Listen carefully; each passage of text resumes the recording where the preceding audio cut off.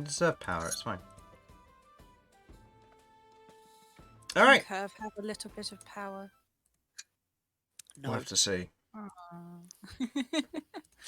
Hello, No everybody. power for Kirv. Welcome to Crabby D&D. I'm here with Kat, Hello. Kirv, Hiya. Kay. Oh yeah, he's eating. And Vinny. Hello.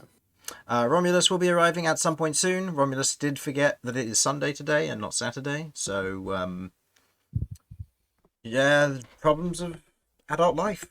You just forget he's hit that age or he started forgetting things. Can only imagine how bad it is for Jamie. Fuck! You're welcome. Why? So, let's get right into this, shall we?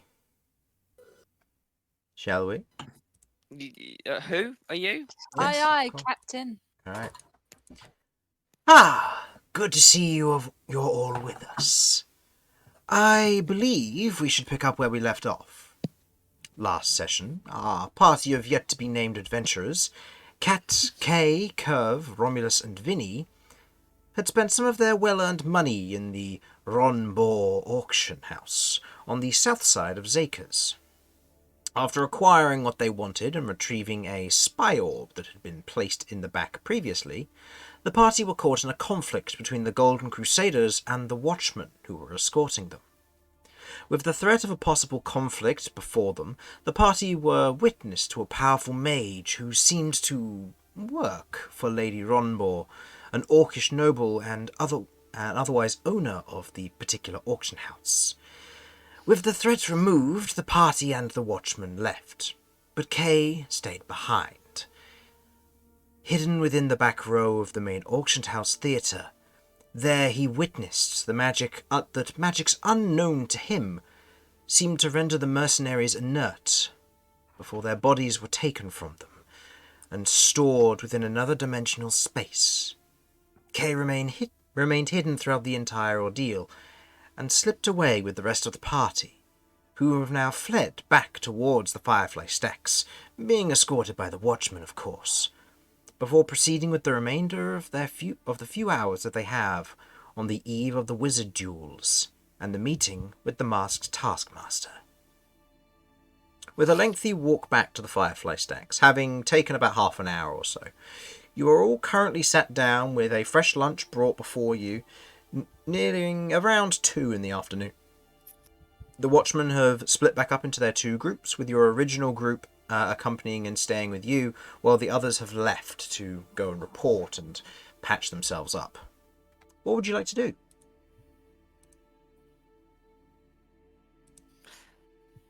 Well, I mean, if we've got nothing else to do, I'm quite happy to go up and finish my rune. Do you Dance have any like plans? tomorrow. Dance like this night, dance till you die. Let's go to the dance floor. Dun, dun, dun. Very good. Okay, so Kay and Kat are dancing prior to Kat making runes. Okay.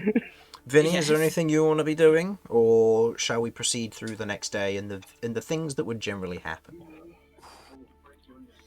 If there's a meaningful amount of time before the next day, I will take some time to do some more loot practice. Okay. That's fair. And then, Kirv, anything in particular? Or just going to be enjoying the festivities? Enjoying the festivities, looking around. Okay. Okay. I'll say go ahead and roll me a d20, just for a random encounter to see what shows up. If anything does at all.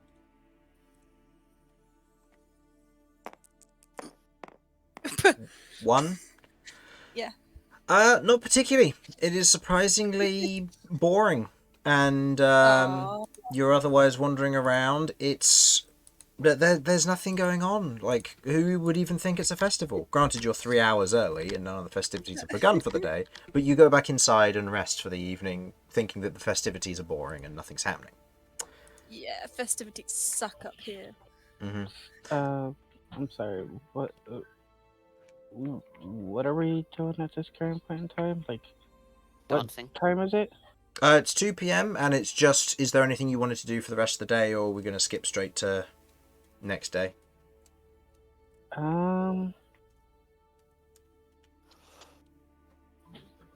I want to start with one of my experiments. Okay. What would you like to do? I've also just realised I'm going to need to turn you down slightly for stream, but that's okay. There we go. I want to eat the spell scroll of comprehend languages. Okay. Going to your room, otherwise taking the spell scroll of comprehend languages out, you unravel unravel it from its twine and kind of have a look at it, seeing all the magical symbols, which you can't really make out or understand at all, but you have a basic understanding of magic, and you could possibly have a go at casting this. But instead, you take the spell scroll and begin to slowly attempt to eat it. Do you eat it whole, or do you eat it piece by piece? I'm going to attempt to try and eat it whole, Okay. because I feel like if I try to eat it piece by piece, something bad will happen. Okay, go ahead and give me a Constitution saving throw then, please. My board got turned around.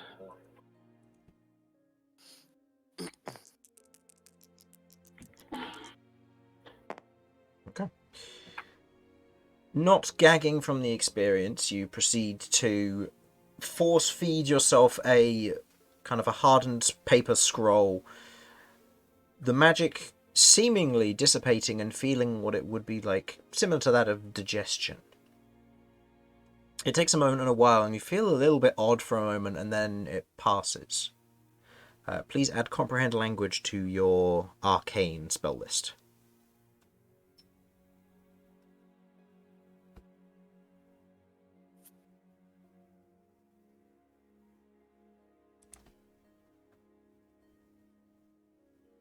You feel this almost strange air and feeling in this moment, as you're otherwise kind of looking around, like there's something new about you, but you can't quite understand what. You know the thought process behind this, the idea of, well, you've consumed cat's magic, so why not try something else? And you feel like it's successful, but you're not entirely certain yet.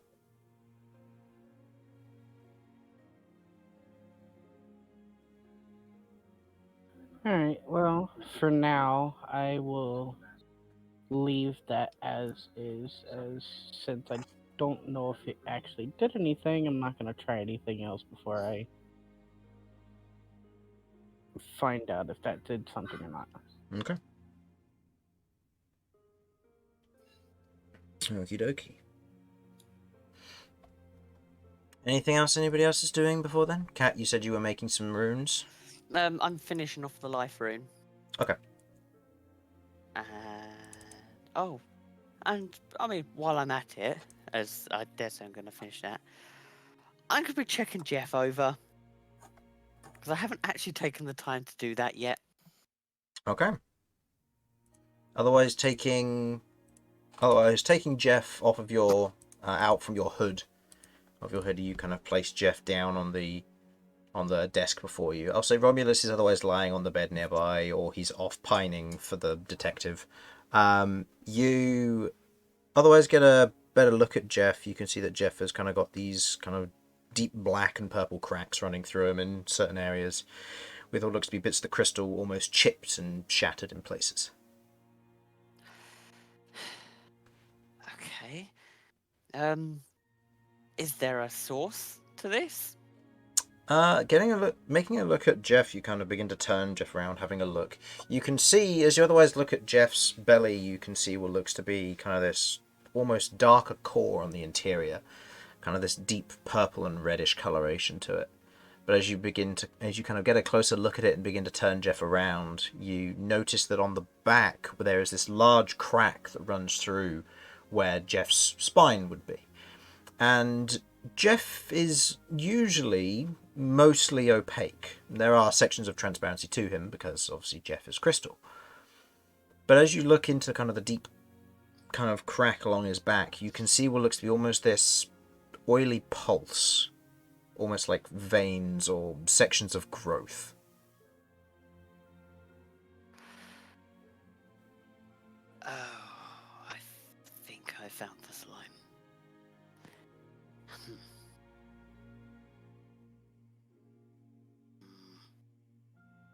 Okay.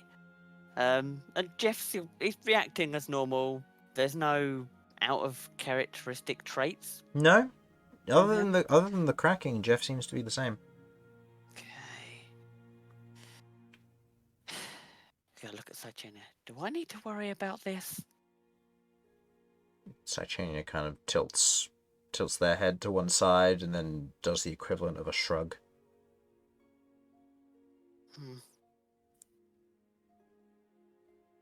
I won't use Jeff for combat, just in case that escapes. This is definitely not the place for that to escape.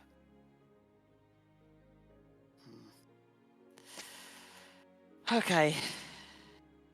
Right. Noted. I was also meant to look over Kay's rats at some point, wasn't I? Yeah. I believe you did that. No, because Chania was asleep. Oh, that's right.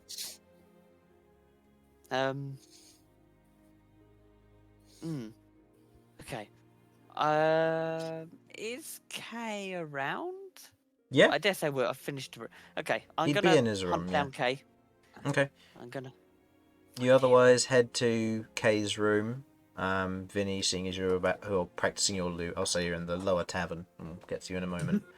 As you otherwise wander in, you find Kay kind of just on the floor on his back, kind of just staring up at the ceiling.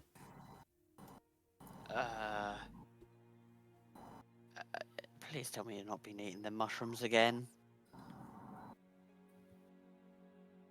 Alright, yeah. Can't talk. You want one? No, I'm good. Do you know you wanted me to look at your rats that have got marks on them?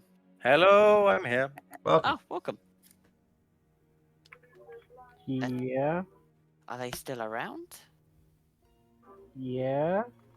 Okay, I can take a look. So Cheney might have some idea. Oh. Sure. I have the rats that showed signs come out. Okay. Kind of looking over to where the bed is, you watch as this small cluster of rats kind of crawl out from underneath, standing on their hind legs and kind of looking up at you, Cat.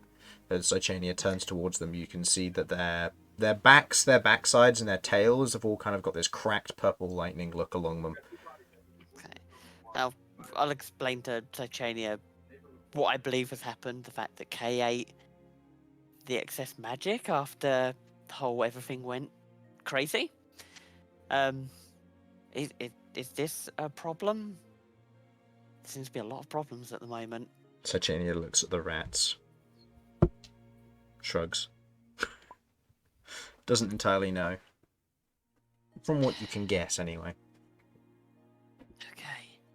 Do you think I should keep them close until we can understand what's going on? Ochania nods. Okay. Right. Don't send these rats out until we understand what's happening.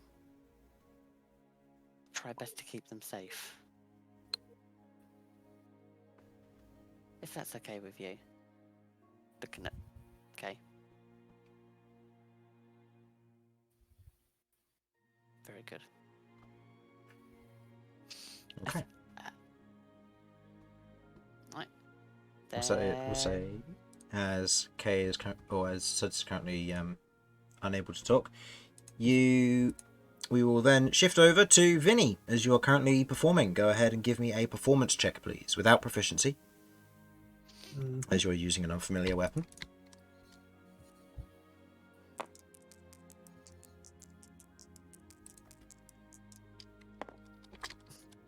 So I was trying to figure out how to do push to talk on with the new headset. Total there, Vinny? 9. 9. You are still trying to get used to the loot, and there are times when you're like, no, that note's off compared to what it should be. And you're just doing as you can. You've only got maybe kind of songs from memory as opposed to sheet music for accurate representation, but you're just trying to learn. A few individuals who are kind of around the tavern, they aren't necessarily picking up and like cheering you on or anything. There are a few individuals who give like a curious look, but you're very much giving the sitting back and enjoying it vibe as Kirv otherwise storms in and just kind of takes a huff to sit down at your table.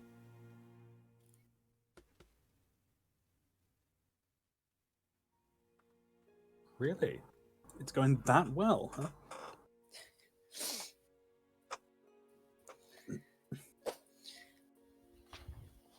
Really sorry. Can I heard my name. Yes. Yeah. Sorry. You stormed in and sat down at Vinny's table. At the festivities where I can't see anything. Yes, where there's nothing going on at the festivities because you're 3 hours too early. This has actually been the biggest disappointment.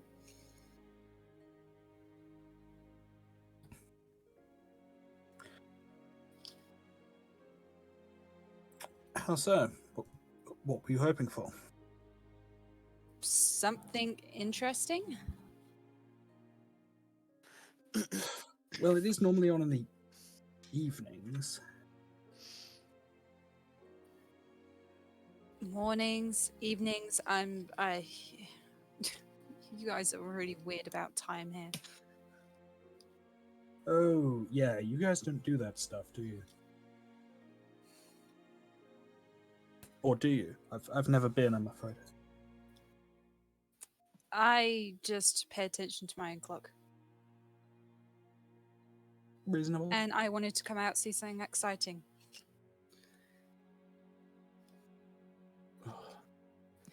So what are you up to?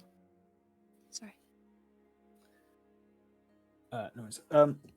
Oh, I'm just trying to learn a new instrument. It's eluding me so far. I mean, how long does it take to usually learn a new instrument? Like a day?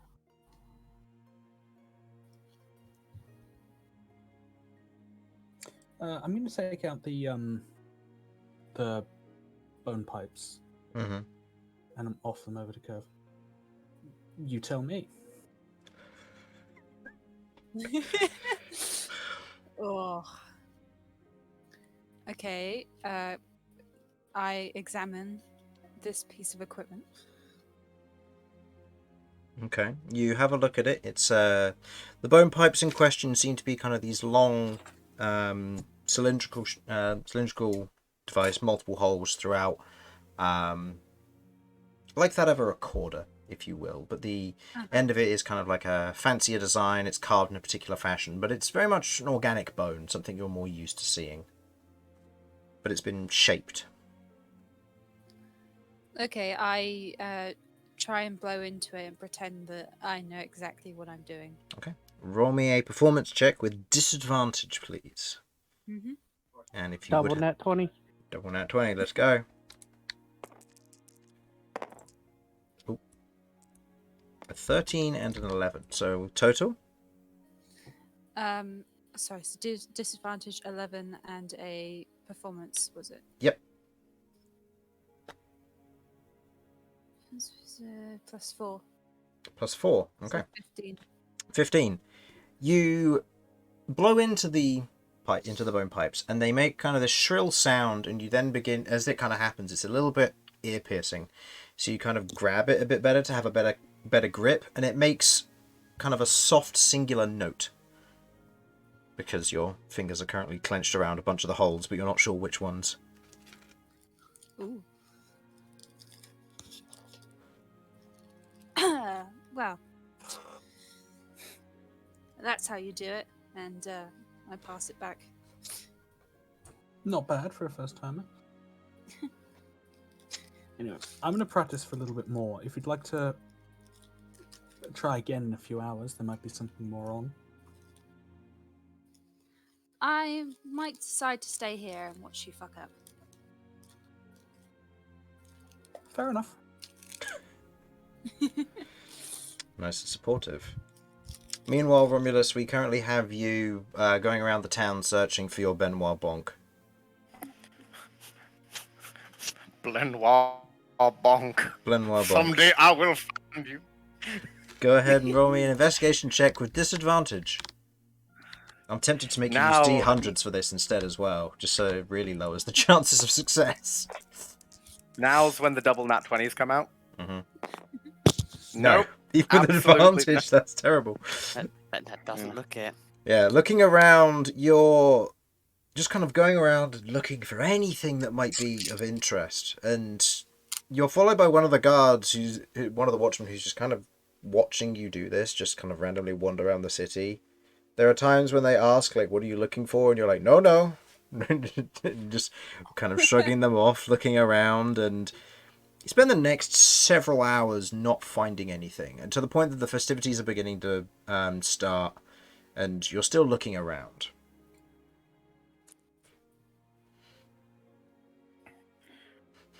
Well, I appear to have not found what I am looking for. Which of the guards is with me? Is it Locke, Hazel, another? It'll be Locke.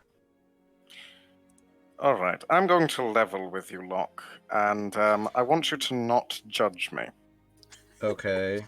I can't promise anything, after all I am a guard, but, you know. Mm-hmm. Well, we never actually got to finalize it, but I did say that I was attempting to begin the carving of my woodcutting. How did that go last night? Roll me a woodcarving check. Oh boy, I wish I was actually good at these. It's what attribute are we saying here? Were you doing this finely with fine detail? Were you doing just making it mundane, but generally broader design? What were you going for? I think at the very least I was going for like the broad strokes of it, because I am attempting to make a similar view as from the landscape surrounding Zaker's Crossing. Similar to what I understand Blenoir Bonk, as he will continue to be referred to until you reveal his name. I will learn that name, Chris. No. Come hell or high water, this is the hill I die on. Romulus takes And I levels will in die Wizard upon just it. so he can be a divination wizard and learn his name. I'll do it. I actually... Do I have the wisdom for it? Is it 13? It will be minimum? intelligence, and it will be 13 be intelligence. 13. So no, you don't. You know what? I could do it. I could do it on my next feat. I can level up. I can do it. Anyway. So yes, I'm going for the broad strokes. So it doesn't have to be perfectly detailed. It just needs to be very visibly that landscape. Okay. So I'm taking time on it. I don't think I'm not going to be banking on my dexterity. No, that's fine. Go ahead and make me it with strength then, please. Oh, you are so kind to me. Oh, I love it. Oh, that's still a 10, but oh, fuck off. 10's not bad. You get... Given it's a fairly simple piece, and as far as you're trying to do, you're just trying to make a silhouette, effectively. A wooden silhouette piece of what you're working with here. The DC is not terribly high. As you begin to kind of... You've worked on it and finished it for the most part. It's to the point where it would either require a little bit of kind of final finishing personal touches, but otherwise it's pretty much done from what you're accustomed to. It's not perfectly detailed, but further detail would probably require more of a dexterity-based test. That's fair. The final thing I would like to do to it is, on the back, I would like to simply put this piece, just etch in, this piece is titled An Apology and I am going to attempt to recreate the signature from that art piece I saw. That's definitely going to need a dexterity check. We have a copy of it, so I have it. No, I know, but are you writing? I know. Or I are I'm you just carving. I'm carving. I would like to think I'm better at carving than I am at writing, which is a depressing thing to say for anyone. I will say I'll still require a dexterity. I'll say it will be a sleight of hand check in this particular instance. That's worse for me, right? I know, but it's one of those things that it's a difficult thing to do. It's not necessarily about your know-how of how to carve wood. It's more of your know-how of getting it accurately portrayed in this instance. All right. Come on, you've fucked me over for like 3 sessions now. Be Right. kind. Eh? You know what? It's an 11. It's not the end of the world. Yeah. I mean, in this instance, it's a rough shape. It's not smooth cursive, but it is very much still the signature as you know it. So, God, I hope that's not just from a random painter. so you otherwise finish that up, and your piece is done. But yes, that would have occurred the night prior, and I'm going to just simply say to Locke, I was wanting to locate the inspector in order to apologize. I thought he might appreciate a piece of art, as I understand him to be an artist in his spare time. That's fair I'm enough. just going to bring out the woodcut. We can deliver something like that quite easily. I mean, I can just hand it off to one of my lot, and they'll drop it in his inventory when we get back. All right. I was hoping to hand it over and apologize in person, but I suppose this is the best I can really do. Given what he's told us about you, that you were obsessing, I think it's one of those things that it's best that we handle it with grace and let some time pass before he wants to talk to you again. That's entirely fair. I would like to say, not obsessing, just honestly. That's the words I really enjoyed. This is going to sound bad because you're a god. I really enjoyed the wordplay of talking around each other. It was very entertaining for me. And you're right, I am a god, and I can understand why he didn't enjoy talking to you. So, entirely fair. Like, I get it. I don't like it, but I get it. Ouch. fair, and I mean, that's why you're under city arrest for 3 days, is because of your indirect lying, so to say, so... Technically, everything I said was the truth. No, I know, but you also weren't saying the whole thing from what your sentence basically just told me. So... Oh, we already knew that. Frankly, did you not read the file? I presume there was a file. I wouldn't have, no. I was just told that I was to make sure that you remained under city arrest because you were suspected of a crime that, through evidence, had proved otherwise until further evidence was brought about. 3-day period has otherwise occurred, and, I mean, our investigations will be ongoing, or they will have concluded by now, so... The That's fair verdicts at the end of the 3 enough. days will determine any of that. The long and short of it is that in an attempt to protect a friend from being unjustly accused of one crime, we accidentally kind of committed another. No, I get that now. It's just one of those things that I'm just here to make sure that you don't go wandering outside the city. But anyhow. Well, that's fair enough. Just thought you'd appreciate context. I know I don't like to work on things without having, knowing what's actually behind it. Usually it's easier to get along with someone and all that without necessarily knowing what kinds of things they've done. Most of the time, if they're serious enough, the individual is locked away. But in the case that it's something less serious like this, it's generally best to remain in the dark about some of these things until after the event. It makes you feel less uncomfortable. Murder. Less serious. Oh, I get that. If we had committed any horrifying crimes, I would fully understand you being loath to know about it until after the fact. Yes. Makes the job easier, I presume. Yeah, exactly. Usually it's not a problem because most of the individuals that we look over are just individuals who need to be protected from mercenary groups that might be hired to take out said individuals, like yourselves with the Golden Crusaders. You made yourself some powerful enemies indirectly because of an event that wasn't your fault. So in this instance, that's just a matter of that's what we're doing to protect you. But if you were, say, a potential suspect, and I was just making sure that you weren't leaving town because of a murder that had been committed or some other crime, then it'd be better that I don't know that so that I don't treat you differently. It's better to get to know you as a person as opposed to getting to know you for what you've done. That's understandable. Well, anyway, thank you for this, for listening, and all that. Yes, I will entrust this to you. Please ensure it does get to the inspector. Also, is this legible on the back? It's a little bit hard to translate a signature into I mean, I can read it. carving.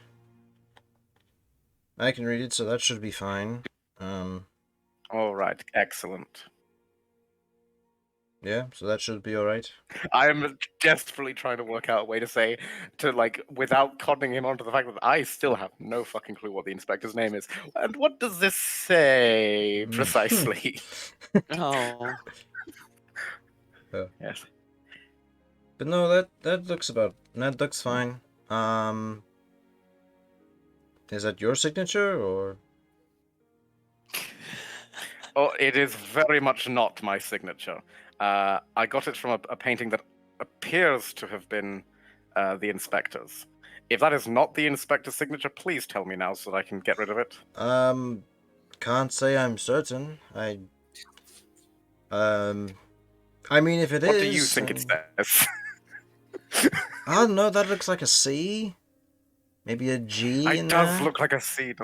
Is any of that close to the inspector's name? Because again, I do not know it, and I am desperately I trying have to been not told not to send mention this. it, but I will It's say fine. It's that fine.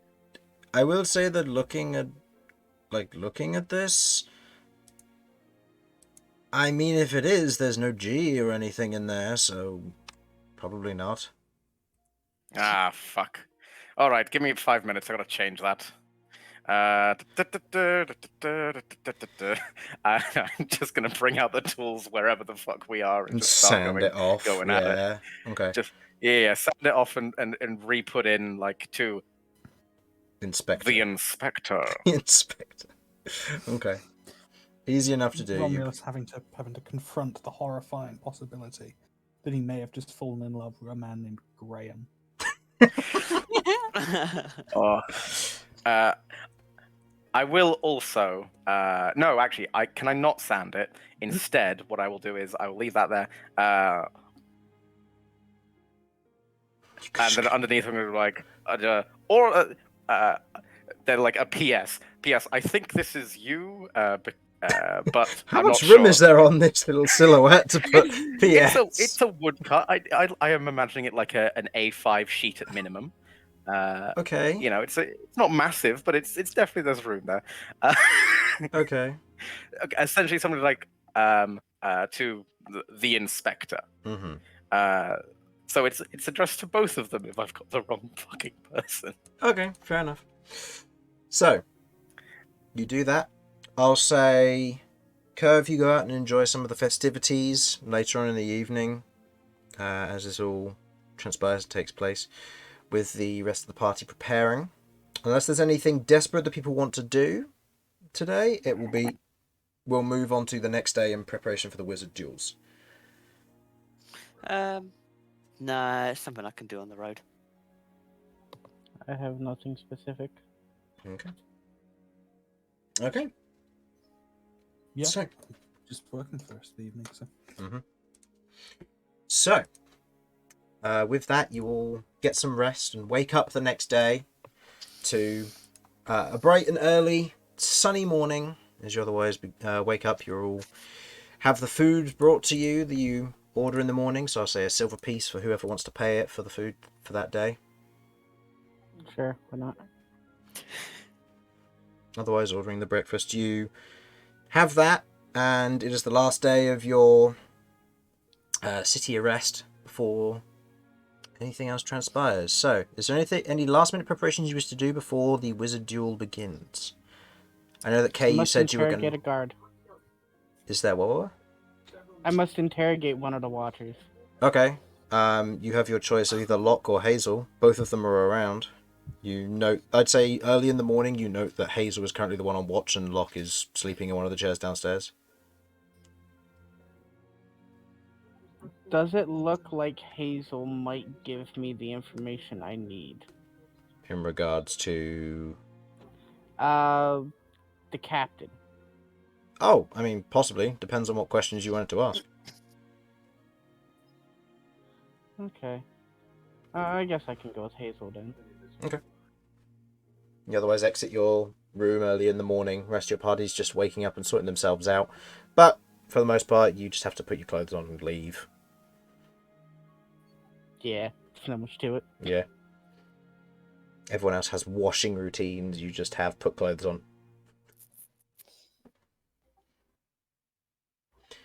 I get baths eventually.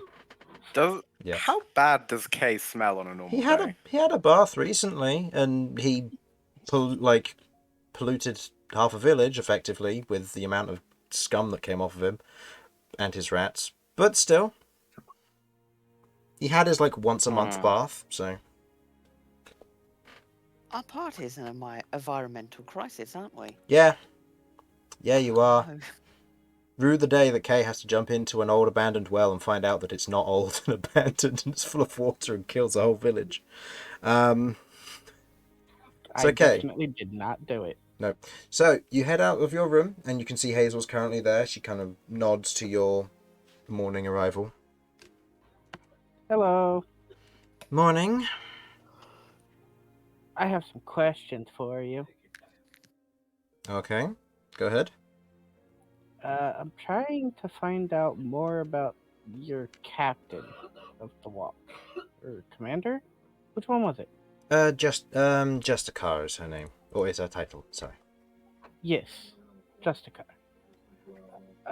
Mostly, I'm just trying to find a good time to be able to possibly run into her at the tavern that I was in. Right. I entered the food eating competition, and the person that had the title before me was her, and Right. it intrigued me. Can't say I know a lot about her out of work habits. I know that she's working most days because she's in charge of the guard. Otherwise has a lot of her work handed over to her subordinates.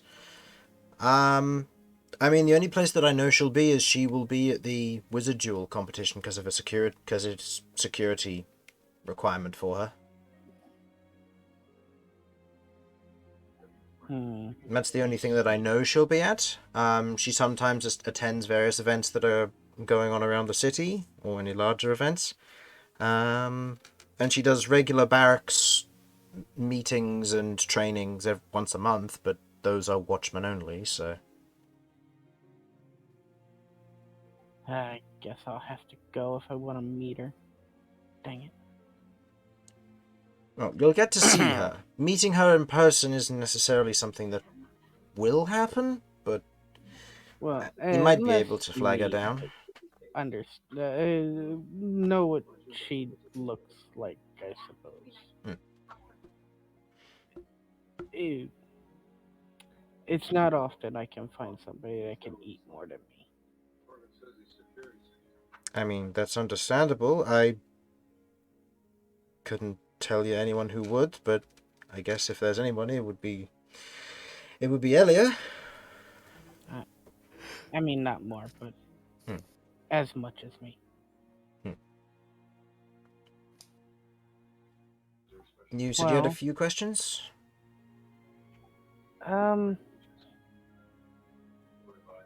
I was also curious. Hold on. That's fine. We've got until your entire party wakes up, so you've got plenty of time.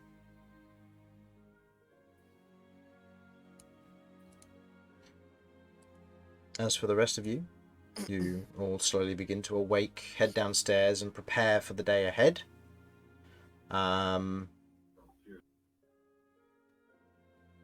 So, would there be any... What would be the general plan for today for you lot? The tournament starts... Midday. Yeah, we've got to get there. Oh no, the tournament starts at 6 PM, sorry. Yeah, we've got to get there for 6 PM, or we can get to I wrote it down somewhere. I believe it was 5 o'clock at the thing, and there'll be a convoy going.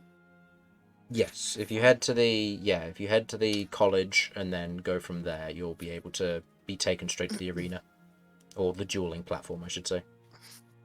So, talking to the shall we go to the college and go with them, or shall we try and make our own way there? I'd like to be a bit early and be with them so I can psych them out. Mental warfare. Or fun. you'll just paint yourself a giant target. But okay. All right, we can go to the... So you want to go to the arena first? You want Yes. to go straight to the arena? Okay. I guess we have got escorts. They can take us straight to it. So, okay, we'll go straight to the arena then. I have nothing else I need to prepare. Just remember, we're not killing. Not killing. Not killing. Right. And she winks. No winks, no right. No, we aren't. This isn't to kill. Right. Not to kill. Blinks.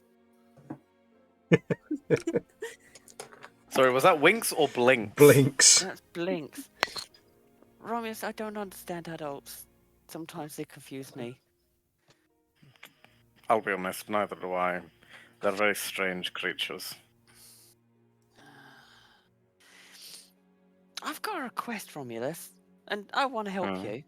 Can you help me with some wood carve horns? I don't want to be horned. I want to be horny. Mm, Okay. Mm. Locke looks confusedly and then remembers the conversation from 2 days ago. mm. I feel conflicted.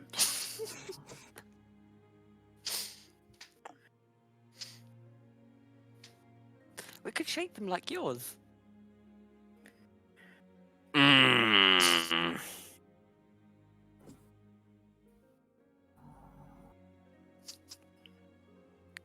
On the one hand, this does make me feel like I am achieving fatherhood by, having my adopted daughter want to emulate me. On the other hand, my 14-year-old Centaur child is going to go about saying, I'm horny, and I am not all right with that. I like to think this is a Um, monologue out loud, pretending no one else is listening. Just muttering to himself. It has been 40 years since the dark times came upon us. Very well. I will make you a set of horns. But you must only refer to yourself as Horned until you come of age. Horned? What does that mean? I mean, So you will have horns, but you are not horny yet. You must become of age before you can officially become horny. I thought it was the number of horns you've got. Partially, yes. It's number of horns, and you need to be over the age of 18. 18 is standard, obviously, for long-lived races like dwarves and elves. They have a longer time limit. They have to be older. Hang on, there's I elves and dwarves with horns? One has to assume they can't all be boring. Oh. So non-horned races are boring? Yes. Yes, Now hold on a minute. it, Locke kind of just sits there looking at her. I'm sorry, but the lack of horns, it really doesn't do it for anyone. When I become leader of a nation... Also, I'm going everyone to take has Locke to the side. horns. I'm just going to take Locke to the side. Please, Locke, just help me make her not call herself horny. Please, I'm begging you. Roll me a persuasion check. Can I have advantage? I'll give you Because- advantage because it makes sense. Desperate parent. Please, I'm a struggling single father. Oh, my rolls are so terrible. Oh, wow. I can. Let me tell you what happens for you, Chris. He's going to laugh and just say no. Because this is No. hilarious. This is your problem as a father. Okay. Kirvs gives an intimidating look, as if to say, roll again, fucker. So you're going, okay, roll me an intimidation check, I would say, in this instance. Okay. Okay, so that is a 13 plus 7. 20. 20. 30, 20. Okay. In this instance, as Romulus, you're otherwise there pleading and begging. He kind of just looks and says, Locke otherwise looks and goes, no, this is father issues. And then just kind of looks over and sees like this Paddington death stare from Kirv. Off to, Paddington? yeah, do you not remember the scene from Paddington where he's just staring?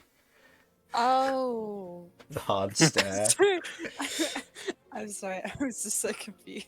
Yes, giving the hard stare at him, and he kind of just Oh, cute stops little bear. and just adjusts his armor slightly and goes, Cat, you can't go calling yourself horny around other people that you don't trust. It is, in fact, under the incorrect circumstances, you could suffer 5 years in prison for it. Did you hear that? 5 years. What? Mm-hmm. Prison? For being... For being horny That's without like a license. 10 years. A license? That's why you Romulus, can I have see to your be of license? age. You get one when you're 18. Oh, so good guy to Romulus. You've got a license. Vinny's got a license. Kirv, do you have a license for being horny? Kirv's a foreign national, it's fine. Yeah, and I'm a criminal. Locke just gives you a look of like, Nanny? I mean, objectively, we kind of all are, but kind of are now. Yeah. Because of the whole situation. Are we yeah. technically criminals? Okay. Or are we just annoying? I'm gonna go with annoying. Yes. Oh, we haven't actually broken any laws. Hmm. Well, not that Locke knows of. That's true. After all, Cat has committed many crimes. This is true.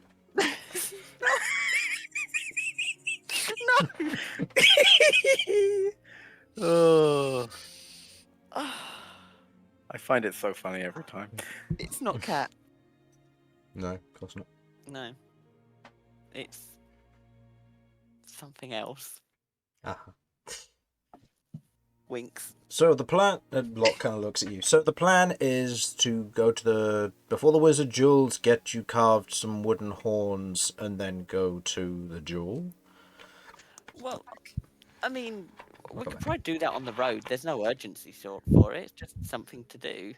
But, I mean, if we have no other plans for the day, I mean... I think it would. I would be glad to carve you some horns. Just make it, please, extremely clear to anyone that asks that you are allowed to. You have been allowed, due to your father, to wear Minotaur horns, unlike those filthy bastards that stole Minotaur horns. Well, That sounds hardcore. well... It's really not. It's very insulting. Can I have yours? But, no... If I die, my horns obviously go to Cat. Oh, I'll have 4 horns. 5 horns. Mm-hmm. Yes, exactly. I'll probably be over 18. alternatively, and if- probably if- the horniest. Yeah. Fuck it, sure. I don't care anymore.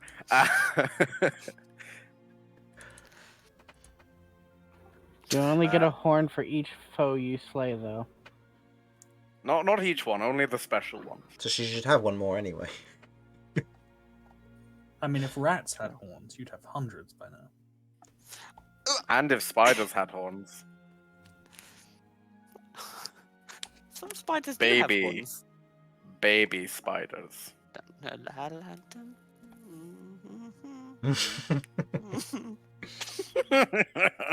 Anyhow, we must make haste. I will. Do you have a color you'd prefer? I'll be honest, colour. it's very. Or we could have them blue with my other horn. I have 3 horns. That's really cool.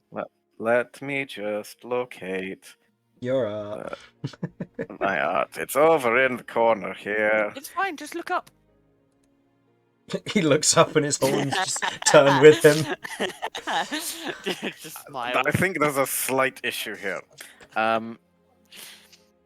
Is it possible for us to locate some wood in that color or another carvable? That's all right. Let me see. Other characters. Campaign 2 slides. Okay, so your horns aren't one uniform color. They are graying at the end and darker at the base. But I'll say of kind of that uniform, kind of a dark grayish color, you'd be probably looking for something similar to ash wood. Mm-hmm. Or you could get like a grayish wood and darken it with fire. That's a strong option. That's also true as well. Alternatively, we could get any wood, darken it with the fire, and then use the soot and ash to grey the rest down to the right shade. That could be doable. There are options. There are really lots of options. Yeah, there are plenty of options for that sort of thing. So I will say, if you want to, I'm just looking through the woods that would be available here. Hardwoods and softwoods such as eucalyptus, palm, and acacia. No, they're all kind of yellowy oranges, except for eucalyptus, which would be more of a darker wood. If I remember correctly. Eucalyptus wood. Yeah, kind of has a darker orangey vibe. So, yeah, I'd say you probably wouldn't have any that you could use here. You could probably use either some cheap timber, just as a general base, or you could try and use some palm or acacia as just a base, and then do what you said with the burning it and graying it. Palm would be best because it starts out kind of a yellowy, pale cream color anyway. All right, I think we should go for that then. I think it does anyway. Just gonna double check. Yeah, palm wood starts out as kind of a yellowy cream color with kind of the darker grain, which works with the horn design. Okay, so I'll say set back a gold for buying some bits of wood which will also incorporate failures, possibly. And I'll say this takes most of the day to find, given that you found getting raw wood in the city is quite difficult. Yeah. So we'll say that you two plus one of the guards goes on searching for that. And Again, I fully think this entire city was designed as just a fuck you to Romulus. Well, I mean, the entire lower area is where the trees are grown, so all of the timber's down there. And only gets hoisted up through the hang chains specifically to guilds which work with wood, such as the Den of Trees. Okay. Proof of the DM hating us. Yep. Specifically made a place just to fuck with us. No, it definitely wasn't because it was a cool idea, and I like the idea of Zakers and spent several months building this place, and anyway. Nah, it genuinely was a very cool idea. It's just it came across as really anti-Romulus. So. Oh yeah, like it I know it isn't, but it feels a little bit like ooh. So, Kay, it worked out very well in that regard. Kay, did you have further questions for Hazel? No, I'm just gonna leave it there. Okay. So with that, anything else anybody would like to do during the day, or are we moving straight to the duel? No. The duel where we definitely won't kill anyone. Mm-hmm. So. Damn.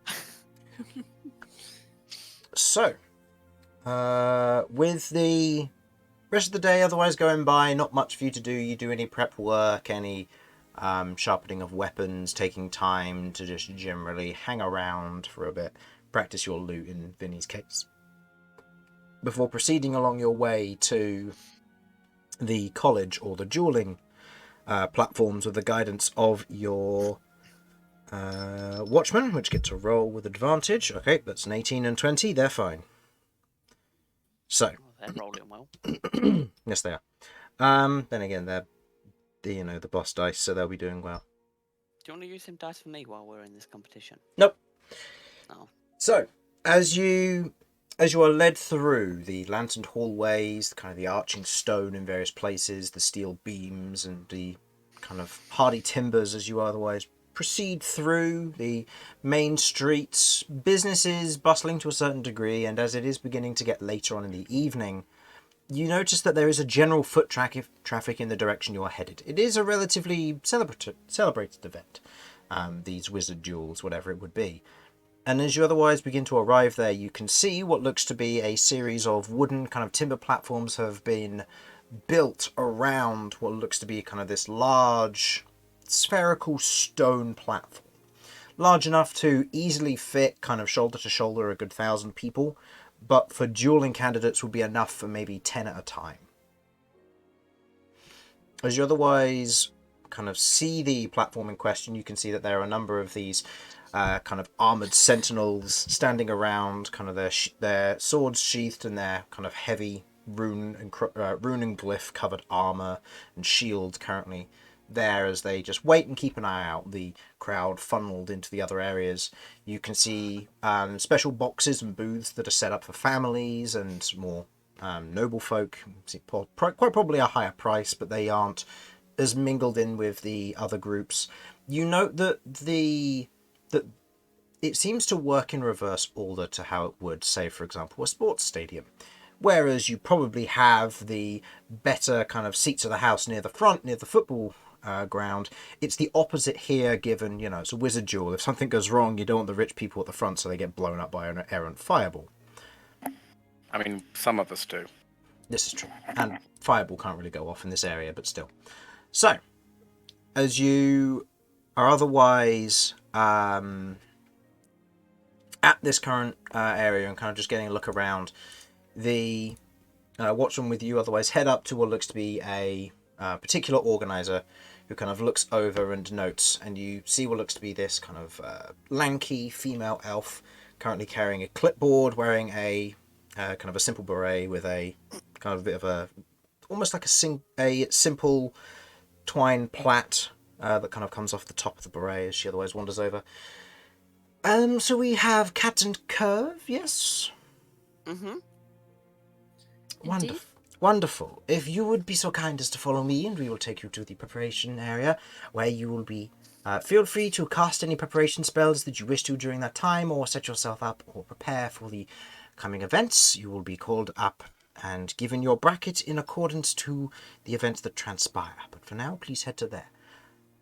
The rest of you, please get in line as accordance to any tickets you have. If you do not have any, then please go and join the queues and find a seat once you have entered. I don't suppose legal guardians get a free ticket? No, but you are under watch of the watchman, so granted you'll still have to pay for your ticket, but you are guaranteed a seat if you are an accompanying member of family. Oh, that's something nice. All right, I will go and purchase a ticket then. Okay. It will be 2 gold per person, if you wish to go and spectate, unless you wish to get the danger seats near the front, where you could get hit by spells and magic, in which case it is 5 copper. I call the danger seat. Okay. Danger seat, definitely. I kind of do want a seat closer to the front, yeah. Okay, so you 3 pay 5 copper each as you'll be taking danger seats. They're in a splash zone. Nice. Yeah, you're in the splash can zone we for just- any I like AoE to spells. I fully love to imagine Locke's face just getting no. You see more of just a sigh of its path of the course and heads in Mm-hmm. with you lot. Hazel otherwise goes with Cat and Kirv, otherwise calling dibs, and then just heading with you two, just to escort you and make sure nothing happens. As you are led off into your different directions, Romulus, Vinny, and Kay, as you otherwise acquire your seats, you arrive at the danger zone. You can see that it's fairly sparse and spread out for the most part. You get a general sense that as much as the seats are compact here, people tend to be spreading out either for good reason, so they can avoid something coming, or because there are less people here. And as you look back, you can see that a lot more people have paid for the more out-of-range seats. I'm sitting right in the front. Okay. You are currently sat on your own with everybody else backed up to as far as back they can go for the danger seats. Romulus and Vinny, are you joining Kay at the very, very front, or...? Okay, look, I want to see Cat as clearly as possible. I'm not a complete moron. I am going to not be as close as possible. I'm going to be quite close, Okay. but not like Not as close right as up possible. there. Okay. Not like placing my face on the grill, being like, oh. And Vinny? Yes, I want to be able to be heard. I don't have a death wish. Okay. So I'll be closer to him. I'm understanding now why you are here. Okay. I will be staying next to Vinny where possible. I want to try and convince Locke to sit with me. Okay. You look at Locke as I- Locke otherwise looks down at you. I kind of have him bend over a little so I can actually whisper in his ear. If you sit by me, you'll be fine. I can eat magic. He looks at you and kind of pauses and then has like a recollected moment of when he was with you at the college and goes, "That's a good point." And just comes and takes a seat. This might be the best seat. And just kind of has a look out with you next to him. Okay. This will be interesting. Oh, good God. So, as the three of you have acquired danger seats, all three of you will get one use of Bardic Inspiration in addition to what you would otherwise get, Vinny. These Bardic Inspirations, because you're in the danger seats, are D8s. Vinny, I believe you use D6s currently with your Bard level? Vinny? Sorry, yes, currently D6s. Yeah. So you will have your usual Bardic Inspirations, and then you'll have the one bonus, which is a D8 instead.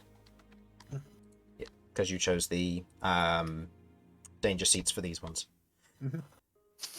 So, meanwhile, Cat and Kirv, as you two are led off to one side, you are led underneath what looks to be one of the seating areas. You can see that there are, it's almost like this kind of thin hallway that's led through into what looks to be more of a waiting area with a few other seats and a main way that would lead out onto the stage. When you enter this particular area, you can see that there are a number of other students in the area. A few individuals are kind of chatting to one another, wearing school uniforms, a few others wearing like more well-built and fine robes to them. Some wearing particular like house colours and crests, different hat designs, different wand designs for the most part, but across the board it looks like there's a good diversity of people here. There's a mix of what looks to be elves, dwarves, humans, Fluxians, one what looks to be giant-blooded individual off to one corner, currently having a rather hearty conversation with a draconian. You can see a peacock aviar off to one side, currently just kind of practicing their general kind of swishes and motions in the air, and just keeping a general eye out amongst them all. You note that a number of them have already got what looks to be this mage armor set up on them. A number of them wearing almost this kind of illusory purple or bluish armor for most of them. A few have a bit more of a flared design or a more perfected design to it, with a few of them not having cast any form of armor yet to them.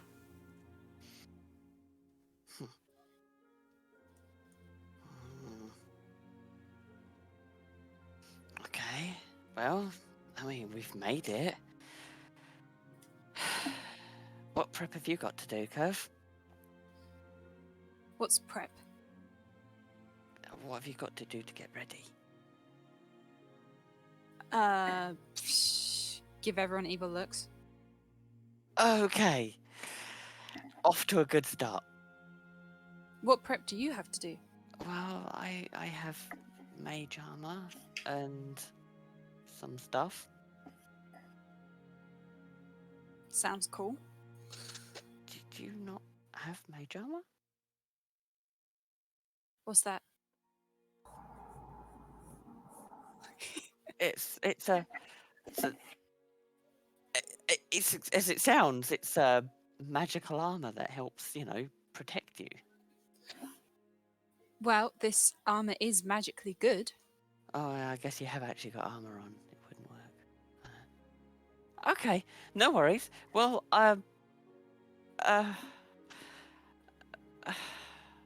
what are you gonna do to these people to scare them? Like, I know what you're good. I know what you're like. What are you gonna do? Guess you have to wait and see. You hear what looks to be, or what sounds to be, kind of laughter off to one corner, where you can see there are a group of what looks to be 4 or 5 of them, seemingly classmates of variety of races. Just, oh, you okay there? You okay there, Jamie? Yeah.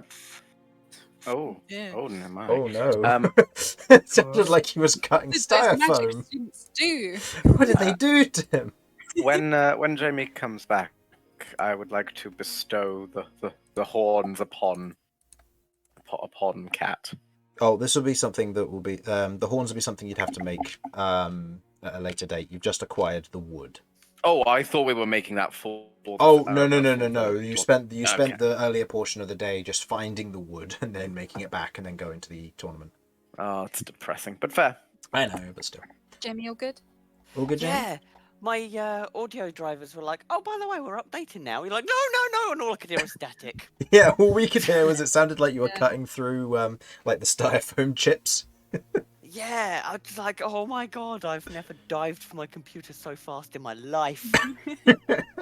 Jeez, so loud.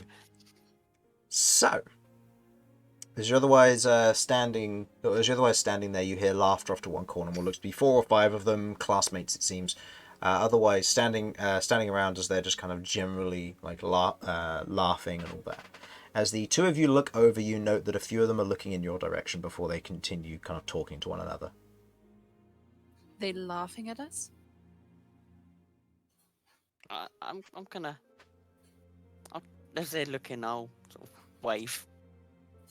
What's their What's their reaction? body language? Yeah. As you wave, kind of one of them takes a note and then kind of just turns, putting their back between you and them.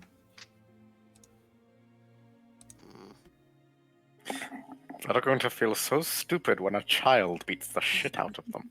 I feel that they don't like us here. Well, maybe you they like, but they don't like me. Why wouldn't they like you? Centaurs and Minotaurs don't seem to be very well received here for some reason. Why? I don't know. Is there something Racism, I'm not there. something we come across when we first arrived was judgmental looks. Everywhere we go, just judgmental looks. I think they are just jealous that you have more legs.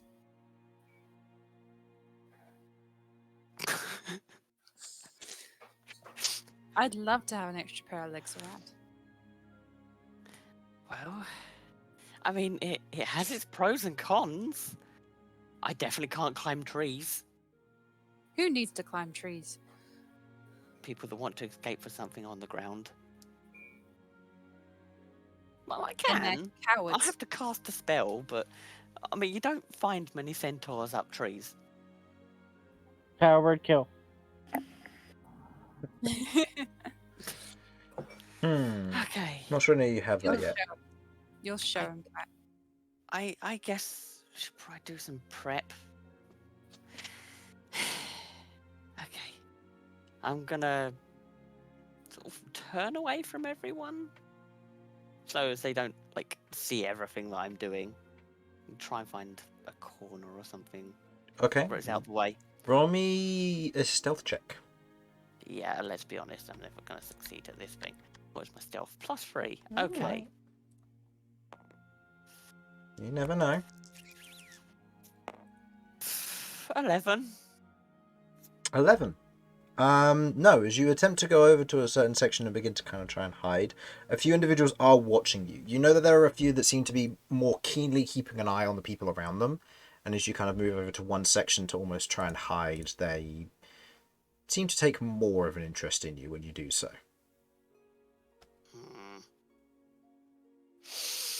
Okay, I'm going to cast Mage Armor on myself. Okay. And I will also cast Sorry. a Of course you can. second level Chaos Bolt with the Shield Rune. Second level chaos bolt with the shield rune. Okay, and that applies it as temporary hit points to you. Yep. Okay, so expend your spell points in accordance with that. So that is a first and a second. So I need to minus that 2. So that is boom. Okay. Okay. And I also roll- roll. And how much healing was that? It's not Or 20, temporary hit points. 12, Temporary hit points. 12 bonus. Yeah. So I got Okay. 12. And go ahead and roll me 2 wild magic checks, please. The Oh, first no. one with a DC of 1, and the second one with a DC of 2. Please don't explode. Please don't explode. Please don't explode. Please don't explode. Okay, first one's fine. Second one, Please don't explode. Please still don't explode. you're fine. Okay, good. Nothing Don't goes explode. off. Okay, you cast Mage Armor on yourself, kind of the glyphic and rune section of the armor kind of blending in and fusing to your general attire as it begins to cover your body and your chest, shoulders, and so on. And then kind of taking the Chaos Bolt and then kind of pushing it through the rune into your chest away from the others. You aren't entirely sure how many people notice or note what you're doing, but it is done. Note that down as one of your consumables, however. Okay, so that does count as a consumable. Well, actually, no, because you're doing it before the whole Not thing, active, so yeah. no, that's fine. So it wouldn't count as a consumable then. Right, good. Okay, noted. Okay. I'm Okay. actually getting so stressed out because I know Kirv is going to beef it. We'll have to see. You don't know who you're going up against and what you're going to be doing, so... Go over the curve. I think I'm ready, though I didn't do it very subtly. I'm pretty sure everyone here knows what I did. Let them know. I'm so nervous. I don't want to hurt anyone. Why not? They seem because- like douches. I don't understand what you've just said, but yes, they're still people, you know. They don't deserve to get hurt. They're a little bit upper class, but I mean, everyone's brought up in different ways, so this is just normal for them, I guess. Well, they're not going to think twice about hurting you. Get him first. That's my motto. Okay. And if you can't get him first, you're going to make them pay. Okay, I shall do. Thank you. And Kat's actually going to give Kirv a hug. Like, good Aww. luck. Okay. You hear another laugh from elsewhere. Okay, I look over to who laughed. Okay. You can see what looks to be the same group off in one corner. Kind of one of them laughs and then goes to talk to the others, and they all kind of turn and look at you two. Okay, I stand up and I walk over, trying to look as intimidating as possible, and just say, "Do we have a problem?" Go ahead and roll an intimidation check. God. Come on! They I think that's an 8 then. Looking over the group, you can see that there are a number of, or what looks to be 5 individuals in this particular group, of different backgrounds in different ways. But you do note what looks to be, among them, what looks to be a kind of this upper class, upper crust elven individual currently standing there, kind of a very fashionable look to them. A few other elven individuals among them, and a and a human as well among their rank, as they otherwise look at you, kind of give a look up and down. Is that supposed to scare us? Mwah. Is a Helven what happens when an elf and a tiefling have? A devilkin have a kid? Yeah, a Helven. Oh, no. It is a Helven fork. This is actually just making me regret picking a charismatic character, because when it goes wrong, it's awful. It's the See, rules of the this is dice. why I just want to eat everything. Yeah, at least Romulus is supposed to fail.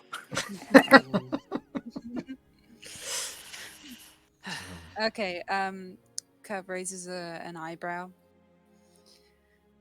sort of pauses, looks them up and down.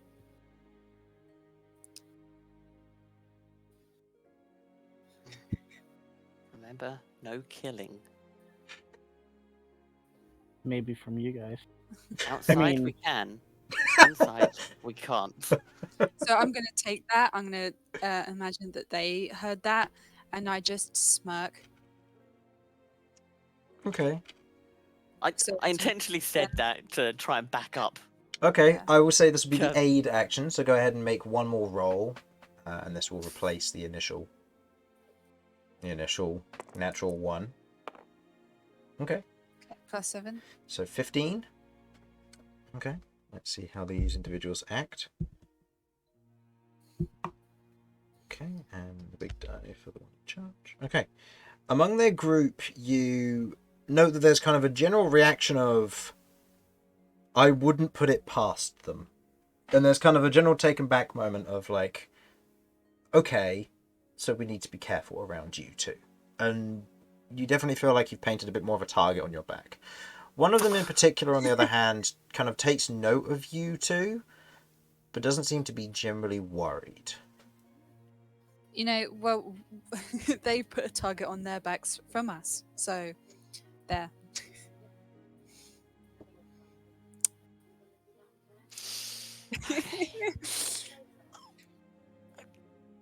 Right, well, I turn around and just say, "Good luck out there."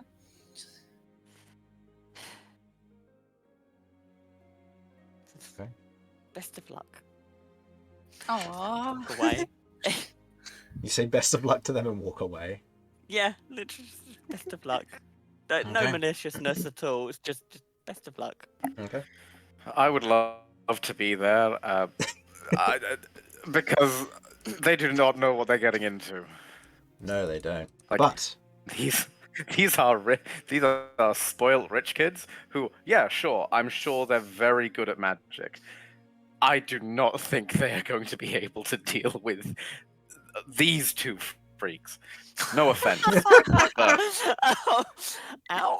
okay. So Can I, Hmm? just out of, just something I wanted to ask, whenever either of them have somebody they have to fight, can I kind of like provide advantage from the sidelines by just sitting there on the edge of the seats, just staring at them like I want to eat them? I'll say that you will get to choose to use that as your kind of inspiration moment, as the D6 or the D8 rather, because of the danger seats, that you'll be able to provide that. I'll say you can use it in a detriment or a beneficial way to your party, or to either of them. Okay. Yeah, because in this instance, they're probably not going to be paying attention to a singular person who, quite frankly, is wearing a mask, and staring at someone from behind a mask doesn't always work that well. But yeah. So, as the two of you have otherwise done any last preparation spells, you begin to hear what sound to be drums and various other instruments, trumpets, and the very much opening of a ceremony begins. As you know, each of them kind of look towards the main exit out onto the stage, and you can see The same woman, the same elven lady with the clipboard, kind of walks in and goes, "Come on, everybody, out to the stage where you can be introduced." And turns and walks out as you see a number of them begin to file forward. The two of you go out. The watchman, Hazel, otherwise looks at you and you two and goes, "Go on. I'll be in here if you need me." Kirv holds Cat's hand. Cat holds hard. Actually Mhm. nervous. Okay, make me a strength check. Oh. All right, I'm gonna do this because it's -1. Oh my Natural god. 20. Oh. 11. 11. Okay, it is a No. hard squeeze, but it's not hand breaking as you. Great. As you walk through. Didn't want to do this all over again with disadvantage. They just give me flashbacks to the poisoning. Oh, no. A broken hand. Oh no. No, I can't cast spells anymore. Look, you just need one hand. That's all you need. It's the drama. So, as you otherwise head out onto kind of going out single file, you are led onto the stage, and you can see there is a good amount of people here. It is a very full arena, bar the first 3 rows, it would seem. You can see there's a smattering of a few people who are kind of sat in the front row, kind of cheering and enjoying, kind of in their small groups. You can see there's a lot of individuals wearing various colours, more specific to that of schoolhouses or otherwise political houses or noble houses. There's a lot of general supporting going on here. And as you exit onto the stage and the platform, it's slightly raised, kind of maybe a good 2 feet off the ground, stone platform, stairs leading up to it on around most of the circular platform itself. As you are led on, and you all kind of take a spot in almost separation, kind of laid out almost like a grid in this instance. As the person who led you on, she otherwise takes a step down. You note that she taps on her clipboard twice, and you watch as this large illusory panel appears, and you see that it slowly begins to cycle through the names of everybody, kind of highlighting each one, moving on, and then kind of the list rises as it goes through. You note, as you are, as this is all going through, with the rest of you watching, what looks to be a human individual kind of takes a step up to a slightly raised platform, and as they kind of step up to it, they place their hands on either side, and you watch as the platform raises on its own, floating into the air, with what looks to be kind of this bright white stone or covering on the base of it that lifts it up as they tap on what looks to be a crystal, similar to one that you saw the previous day at the auction house. The humanoid individual, a little bit difficult to see from this distance, but they seem to be an older individual, kind of a long hair pulled back into a singular ponytail, a very iconic wizard hat on their head as they otherwise look out. "Welcome everybody to the 24th anniversary year of Zaka's Wizard Duels." As this happens, there's a general kind of clapping around applause before it goes silent. "First and foremost, I would like to thank all of our participants below for taking part this year, and I do wish you all the best of luck. But our main watchers and sponsors, as it is for everything that is taking place tonight, we thank you." Hello Fresh. Insert ad here. Yes. He turns, kind of gesturing. Alright. You see that 3 platforms alight. They are also floating. And as you now look up, you can see there are a few other platforms around the area which are floating, separated from the rest of the stadiums here. As he gestures up, you can see of these 3 platforms that light up, you can see a kind of a dark black and red individual wearing the regal armor of the Watchman. You see what looks to be a noble elvish lady with what looks to be 2 individuals wearing the same kind of arcane guard look to them to either side of her, and a very familiar Lady Ronbor currently standing there with her 4-horned devilkin mage currently also standing there and looking out across the stadium. There's a general kind of clap from the crowd at the presentation of these 3. "Now, I believe with the ceremonies completed and with all of this beginning, we will announce the first round of this Wizard Duel tournament.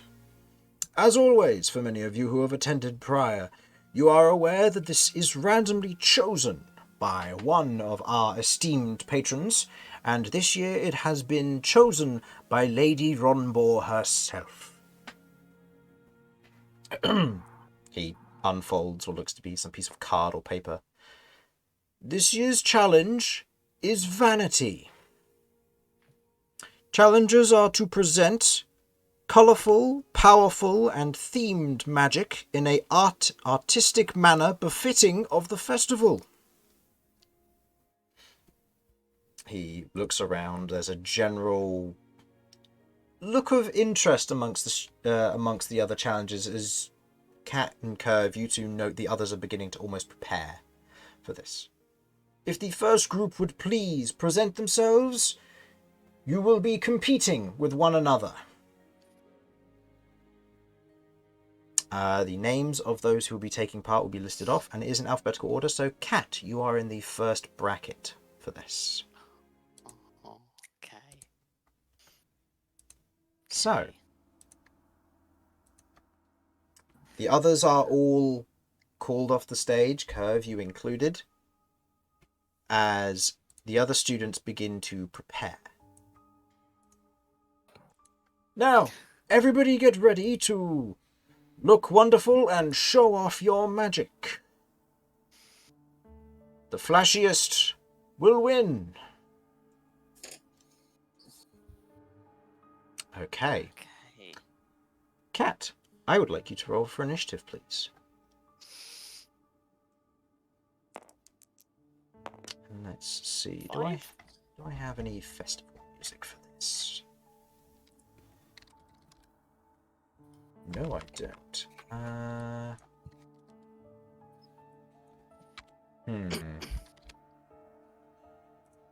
Do this one. I know this one's quite a good one. What was your total? 5. Okay. So, with this beginning, Cat, what would you like to do to show off Vanity? Okay. Well, You can cast any spell and theme it as you see fit, so take it away. The only thing that I know that has been very vanity / colourful and pretty, I am going to cast Sentinel Ward on myself, which forms all of my fur to go crystalline.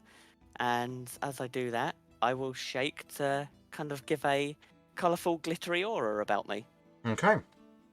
Go ahead and roll me in this instance, this will just be a spellcasting check. So this will be a intelligence check with proficiency here. So that should be a +7 for you. Yep. Okay. Come on, dice.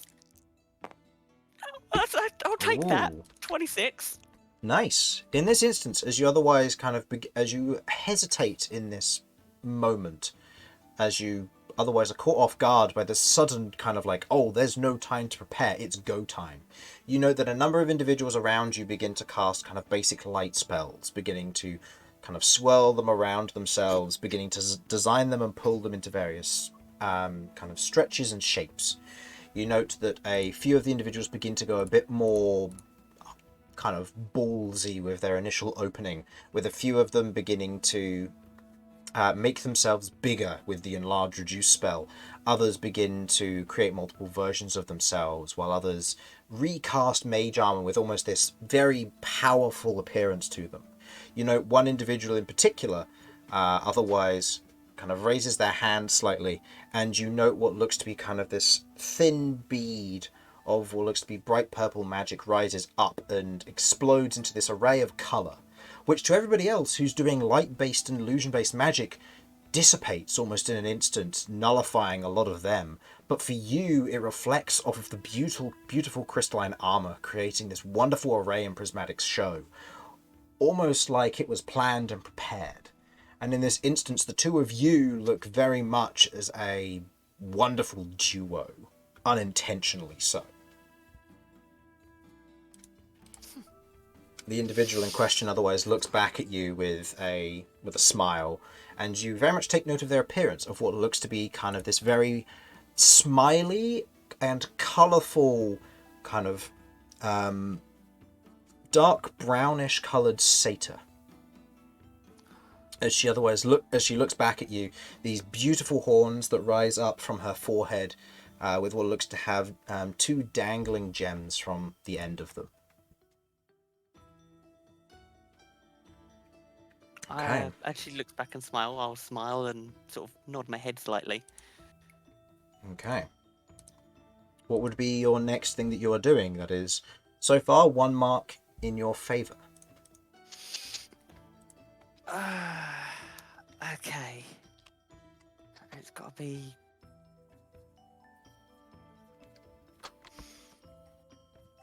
Oh.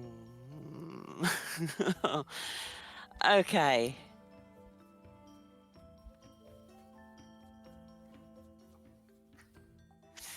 Okay. Feeding on from what has just happened. Mhm. Oh, and roll wild magic for me. Oh, no. This could go really well or really poorly. Okay, well, here we go. Okay, roll me a D100, please. If I fireball myself, I swear to God. This is a 2nd level spell sentinel ward. Yes. Number? It is... I've just got 91. 91. Ooh, high roll. Okay, well that's useful to know. You feel Okay. safe. If something goes wrong in the next minute, you won't die. Oh Noted. shit! I know exactly what. Okay. However, Correct you me don't... if I'm wrong. That's the druid one, right? Not Yeah, the it is. The It's the other druid kind one, of- not the priest one.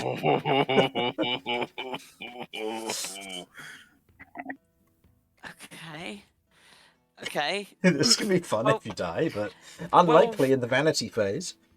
Well, my wild magic, I mean, canonically, I've kind of made it so it makes a glitchy kind of essence. Mm-hmm. So, going off of that, there's going to be some degree of that, and there's still sort of like the glimmery crystalliness about me. Mm-hmm. Can I use Tula in this? You need- may, yes.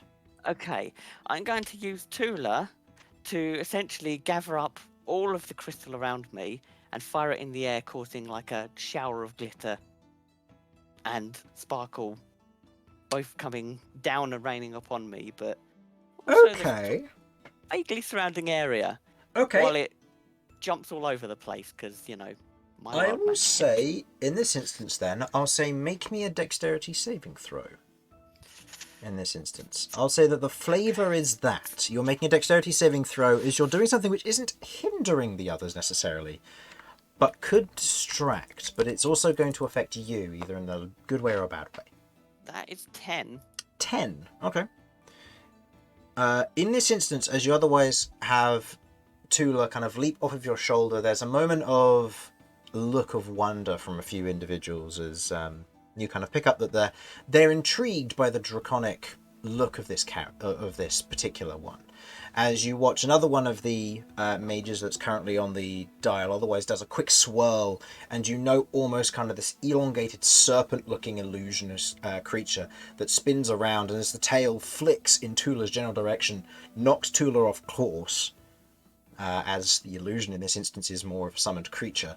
As it strikes against Tula, she spins, knocking bubbles and crystals into the air, which shower down upon everybody, including yourself, distracting a few of the individuals in your local area.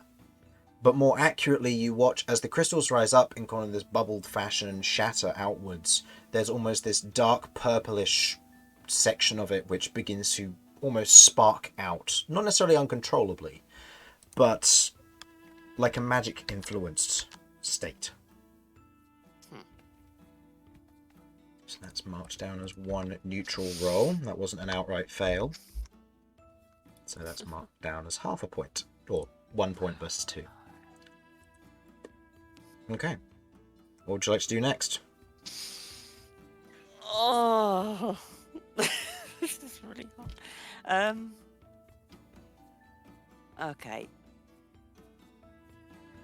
Then, in that case, as I plan to use this potentially later on anyway, and it lasts an hour, I am going to cast Spider Form on myself, causing the tendrils to sort of spiral around and lift me up as I do a twirl.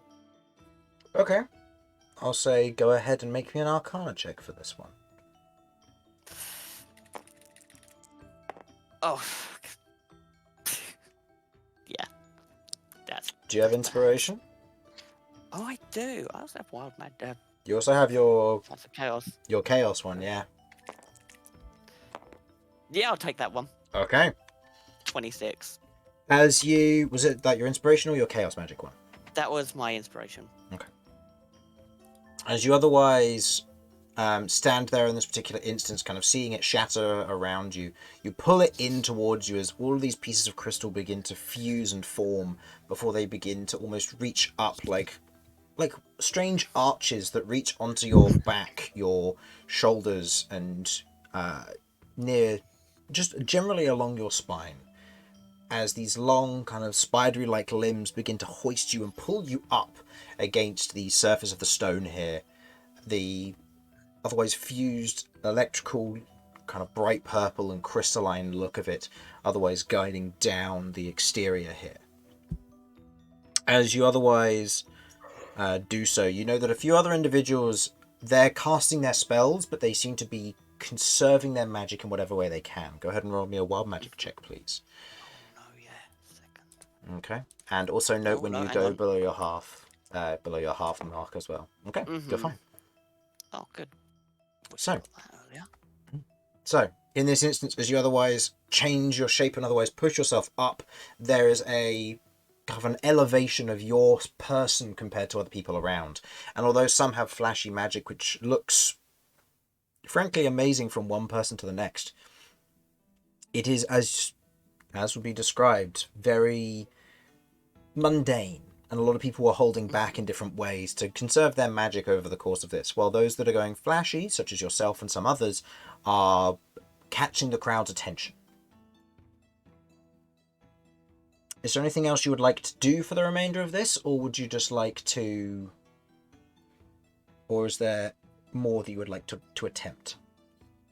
No, I probably wouldn't do a whole lot much more. Okay. Yeah. This cat doesn't really know how to flashy. Okay. It doesn't take long, but you do note that a number of the people on the... that as it concludes, there is a loud snap of two fingers as the sound cuts all magic off from the area around you all. Your spells don't fail. They are still in effect, just so you are aware. But you note that individuals who attempt to now cast spells are unable to do so, as the silence spell is cast across the area. As it is then lifted and retracted, the individual up on the platform goes, "That was a good show and performance for our first round contestants. Give them a round of applause." There's a general clap from the crowd, a few whoops and so on from your friends, as as you know that the board on the side, a number of names otherwise flicker to the top, and your squad of 10 that you're part of have all been given points, of which you are second from the top. Okay. I'm gonna have a cheeky little look round. Can I see Romulus and the rest of the party? Okay, Vinny. Roll me a perception check.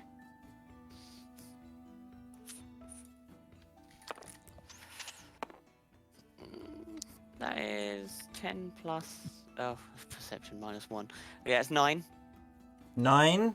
I'll say that given the attention of it, you kind of look around, you can see people cheering and clapping. You look around, and I'll say you can see Romulus and Vinny, but you can't see Kay. Even though Kay is close to the front, he has a barricade in front of him still, which obscures most of his body, and although he should stand out, along with the Watchmen, they are taking cover still to a certain extent, while you can see Romulus and Vinny just kind of sat in the stands, just giving a wave and clap from their seats. Cat's not even going to subtly do it. They're a full-on wave to Romulus and Vinny. Aww. Is there a possibility to sit on that barricade? If you want to. Yes, I want to sit on the barricade. Okay, I will say you can spot Kay at this point. Oh, and Kay then. She's waving at Kay too. Yeah. And you now note that Locke is kind of not necessarily hiding behind Kay, but not making himself super known. Huh. Okay. With the first round completed, you are brought back, and the next lot of people otherwise go on to the board, which does not include you, Kirv. Not yet. Okay. As they head on, you can see an array of magics used in different manners. You can see a few individuals with kind of these specialized looks and shapes to the way that they are casting magic. You see individuals working with almost constellations and stars, others working with what look to be kind of these long, intricate, crafted weapons that you're like, oh, they're banned, but you note that they are still summoned and used as artful pieces of work. And you now begin to see, both of you, the real purpose behind all of this. This isn't combat in the physical sense. This is combat in the sense that you're attempting to outshine your opponent, as you did, Cat. But you are noting now that there are a few individuals in the mix who are hostilely destroying other people's vanity in an attempt to look better, and there's nothing being said against it. There is a hostile measure to this as well, of which, Cat, you participated in partly. Oh. Which I think constitutes yet another crime. No. In this instance, no, because it's a competition and that's how it's meant to be. If you can outshine your opponent, use whatever methods are available, provided it doesn't do physical harm. So, everyone in this entire fucking city is just so awful. As you otherwise head at this time, as your name is called, Kirv, you head up with your small group. You know that there are a few individuals. You know that there are two particular individuals that kind of give each other a high five before heading up. What looks to be the giant-blooded individual and the peacock AVR, both of whom kind of high five and head to different sections of the arena.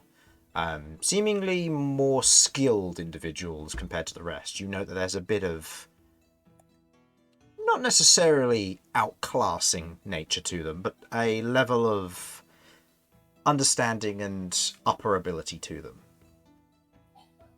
So, Kirv, I would like you to begin by rolling me an initiative roll.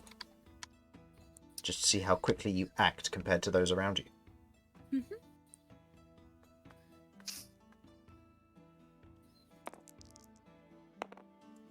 Natural 1.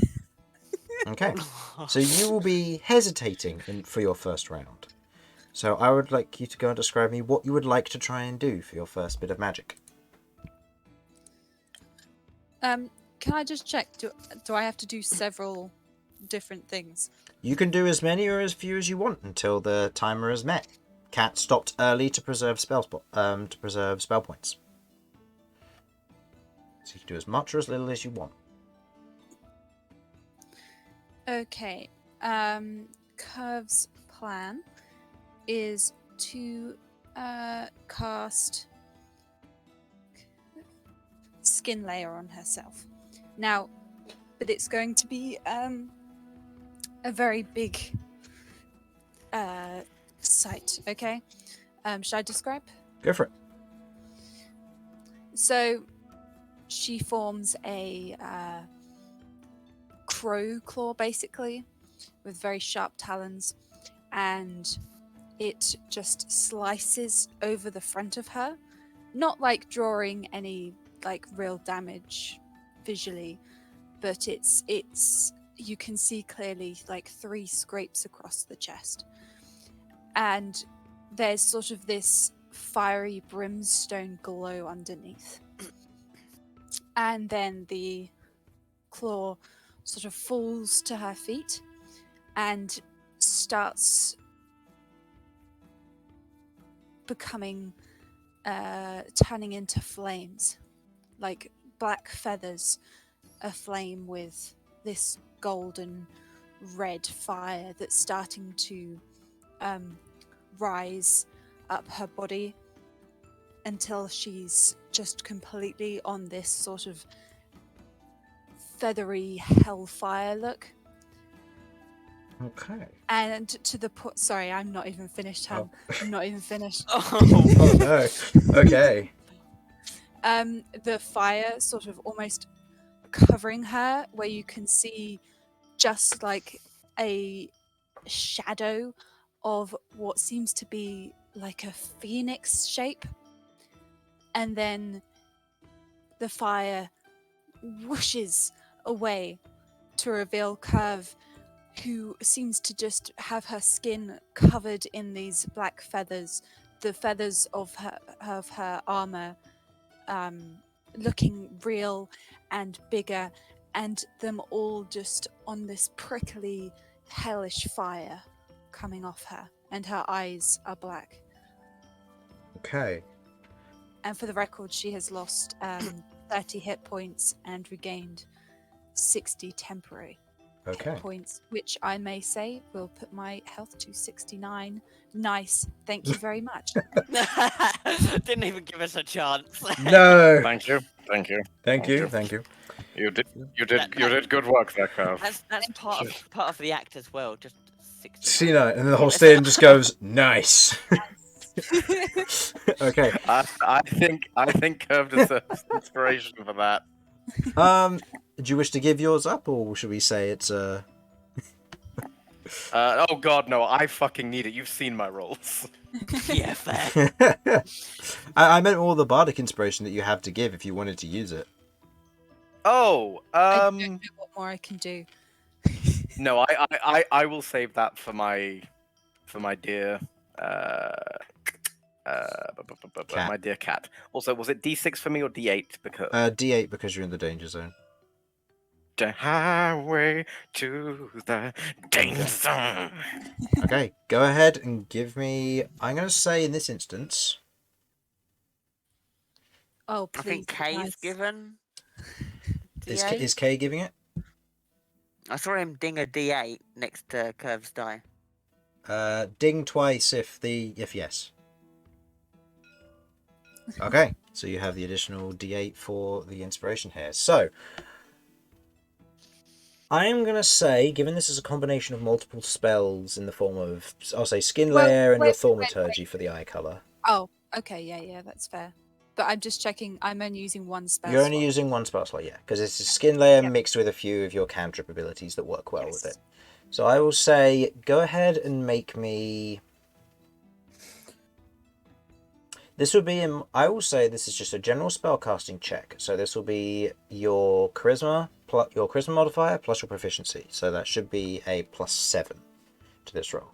So go ahead and roll with a Do plus. I have any proficiency? Yeah, you have proficiency. Everyone gets proficiency. This will be using your spellcasting.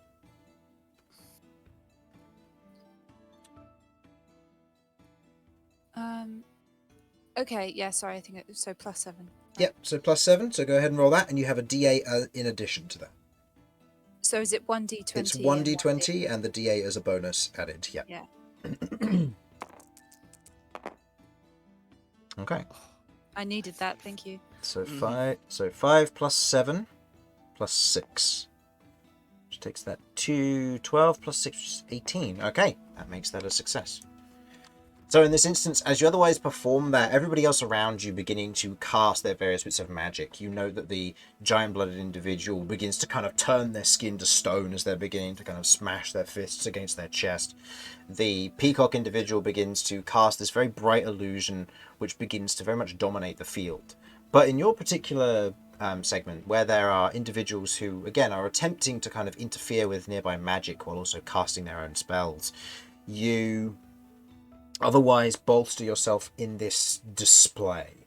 The feathers bursting upwards, the flame beginning to take them, and as it trickles down and regathers, forming around you kind of the thick burning hellfire crow look to you. As you otherwise have these burning eyes, there is an audible ooh from sections of the crowd as individuals are very much taking note and looking at you. Okay, so that is your first action done. So what would you like to do next? She didn't beef it. I was just gonna say the only reason I gave my D8 is because afterwards Kay yells out, "Oh come on, where's the goose?"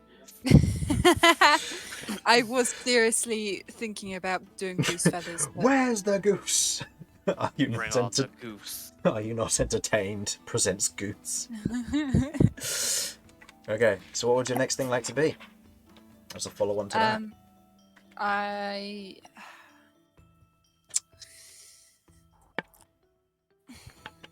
Behold.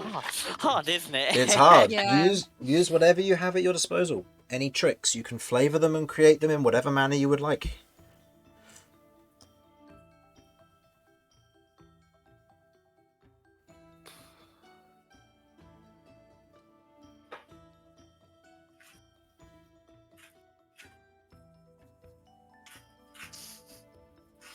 Oh, this is a bit of just a dickish thing to do. But alas, Kirv is a dick.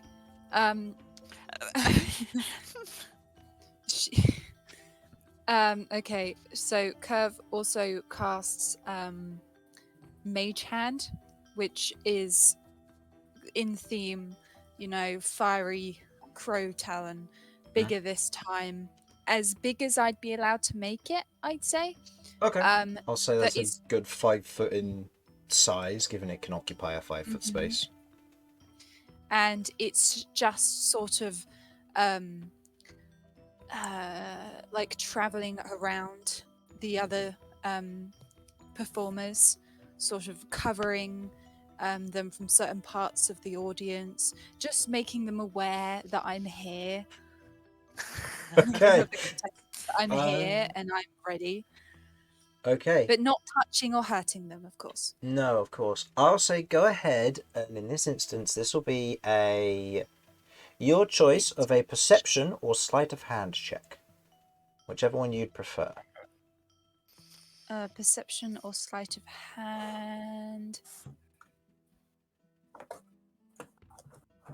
So this will either be gauging where you can place it to interfere with people, or using sleight of hand to interfere with people's flashy moments, so in such a manner that you'll be able to get recognition rather than them.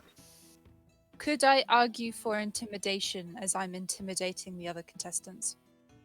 In this instance, you're more interfering, so I'll say perception or sleight of hand. Okay, fine.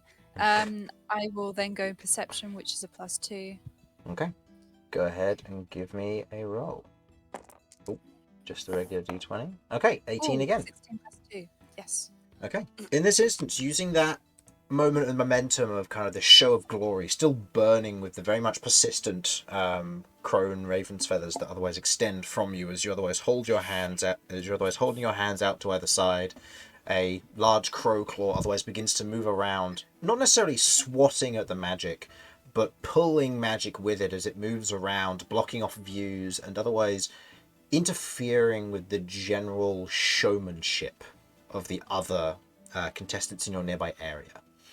You note as this is going on, as the claw is otherwise travelling around, you watch as a illusory hand comes up, not necessarily doing the similar thing, but comes up and momentarily high-fives yours as it otherwise zooms past with this peacock feather extending from the back of it. As you otherwise look over and you note the AVR peacock kind of looks at you, giving a smirk and a smile to it, and you note that they aren't necessarily wearing amazing school attire. They are also here to rip the rich kids. Okay. How old do they look? They probably look no older than maybe 19, 20. Okay. So I smirk back. Like, sorry, not meanly, but like charismatically. And that will be my turn. Okay, so is there anything else you would like to do from here on? No, not as of yet. Okay. With that, I give a general Maybe roll. take a bow if that's not going to be too much. Okay, I'll say make me a performance check for the finale of this and continuing to interfere. If I fudge this up, it's going to be awful. I can hear it now. Oh, you try and bow, but you trip over your own feet and fall off the stage. You fuck up and die. Yep. Yeah. Yep, there you go. Performance Fell off the total? stage. Explode. 6. 6. Unfortunately, that does note down as a fail. In this instance, as you otherwise do take a bow, you note that a lot of individuals around you are continuing to go. And there's a general look of, I've concluded my act too early. Oh, spare me the cringe. Let's move on.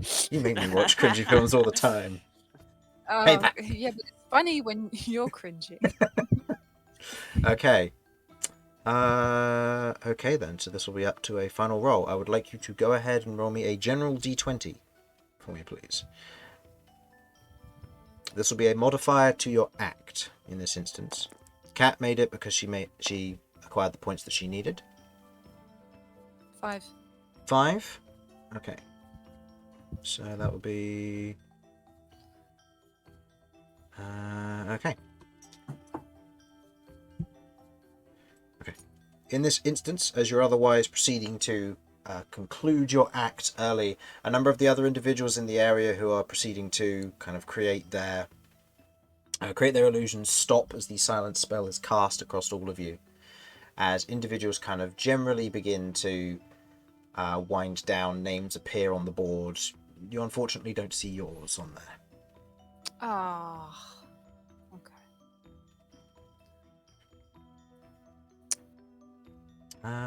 In this instance, however... It's not very tasteful. Oh, yeah?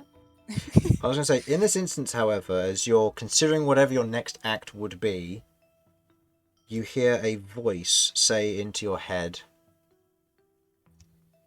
I know who you serve. You're wasted here. Oh. I out loud just say, huh? Okay. There's a pause. People around you may be mildly confused, but that's it. I don't hear anything else. Can we Okay. tell that something happened? I'll say no. In this instance, this would be way too subtle to pick up on. Okay. Can I Kirv try to reply mentally?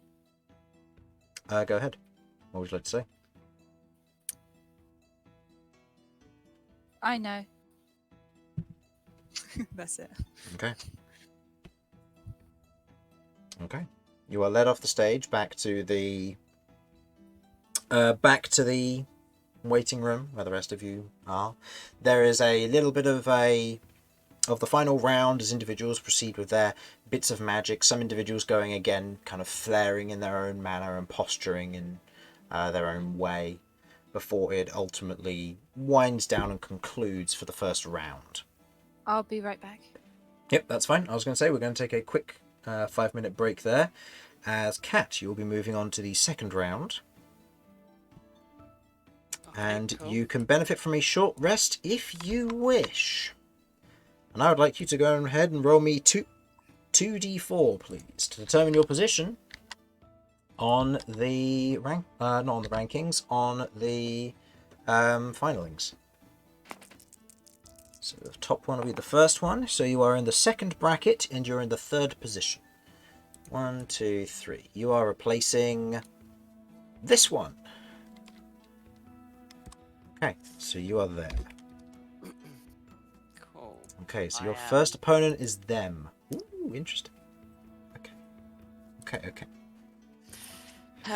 Okay, I am going to use a mana potion. You're going to use a One mana time, potion, but you're please. not taking a short rest. Nope. Okay, noted. Okay, No, and want for to keep everybody, the 10 hit points. take a few minutes and we will begin again once, Jamie, you are back. I am not going anywhere. Okay, I'm going to quickly be right back then. I I won't be have long. been brought tea. What does a mana potion? Oh, 1d4 plus 1. Oh, well, I'll take that. 1d4. I'll roll another dice just in case, Christy.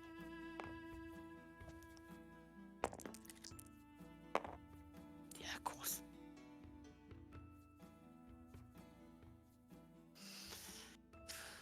Okay.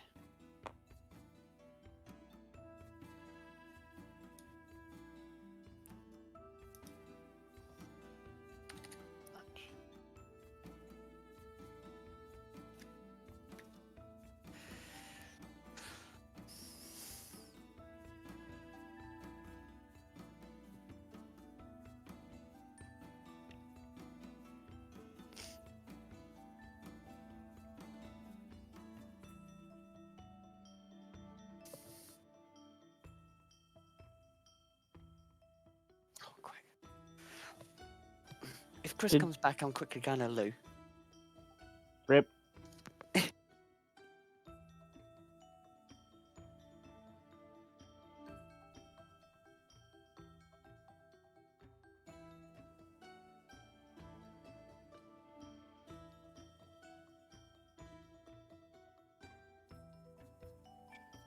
Okay, I am back. You ready, Jamie? He went to the restroom. Okay.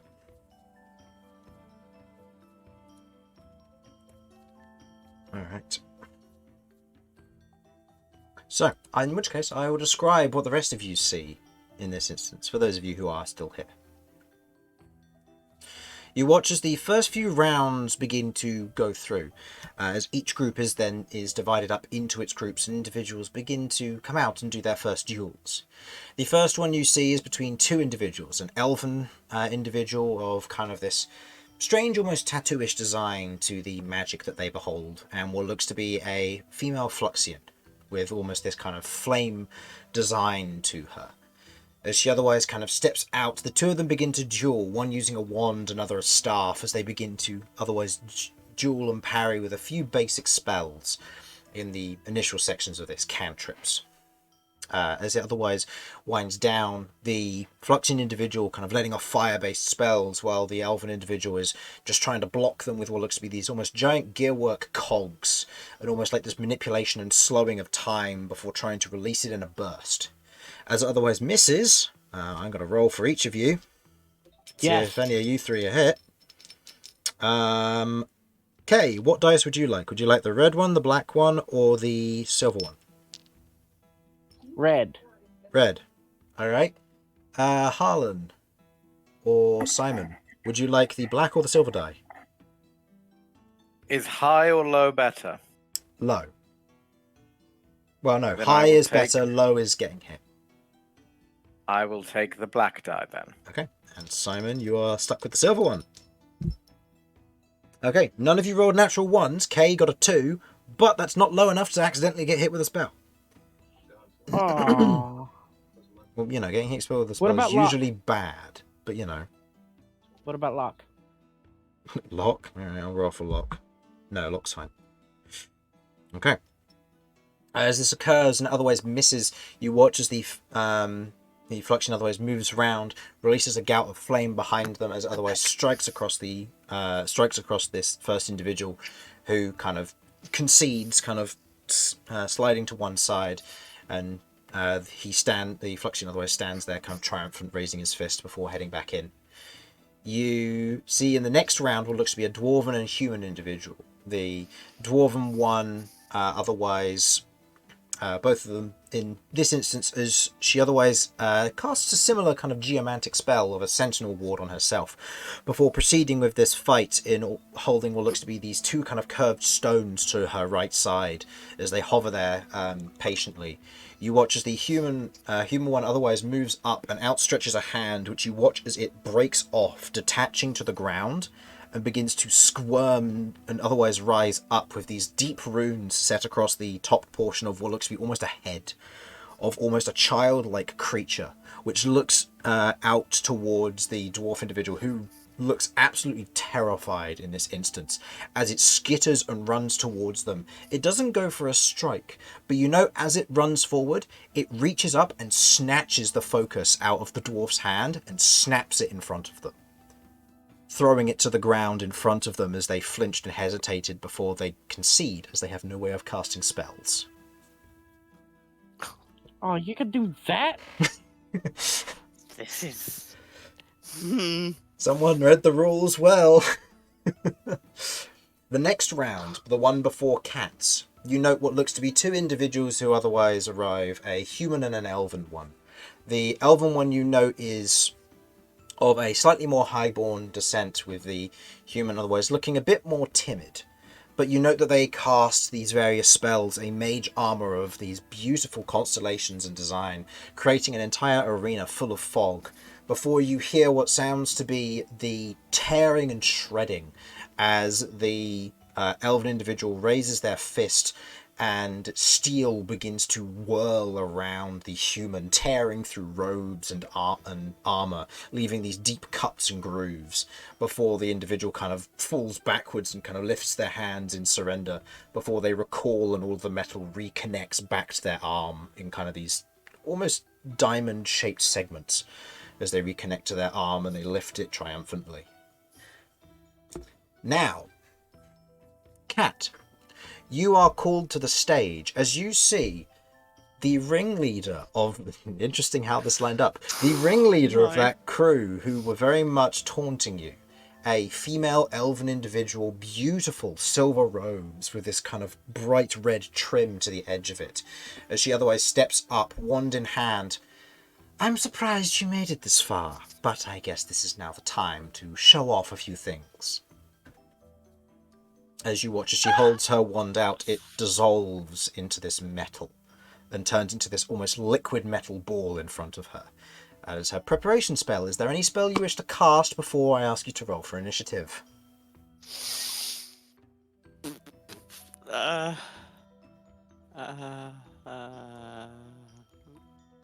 No. No. Okay. What was the time since the tournament? It would have been half an hour. Okay, cool. Excellent. It's good to know. You know what? What's the time space on that? I'm back. Yes, Welcome back. I will Sentinel Ward myself. Again? Okay. Yeah. Go ahead and roll wild magic for me, please. I'm going to switch this to rat battle because it's fitting given who you're fighting. You know what? I'm happy if wild magic goes off. No. Embrace it. Okay. So, go ahead and roll for initiative for me, please. Remember, these are ability checks. You can give somebody can give you bardic inspiration for these, if they want to. Yes. What is the circumstance of this battle? No, it's so much funnier if they fail. What is the circumstance of the battle? How do you mean? Like I missed the introduction to what the theme of this round is. Oh, there is no theme. This is one-on-one duels. Okay. So it's two people competing until somebody is knocked out or surrenders. Traditionally, they always surrender at half health. So, in this particular instance, you rolled a what for initiative? I rolled 13. 13. Okay. They proceeded with a natural 1, so you may take the first action if you wish. Okay, how close are they to me? They are, in this instance, I would say 20 odd feet. Okay, and they're casting. Have they a book, or is it literally just... They have what looks to be a wand in hand, which has currently they don't turned have into molten metal. Okay. Does... Oh, no, that'll be a non-magical... That'll be a magical object, won't it, that? Depends. What would you be considering? Lock state. That would be allowed. Depends on what you'd be casting lock state on. You know what? So, they've got flared the clothes that got sleeves and stuff, right? Yes. Okay, then I am going to make a bolt for them. Okay. Speed.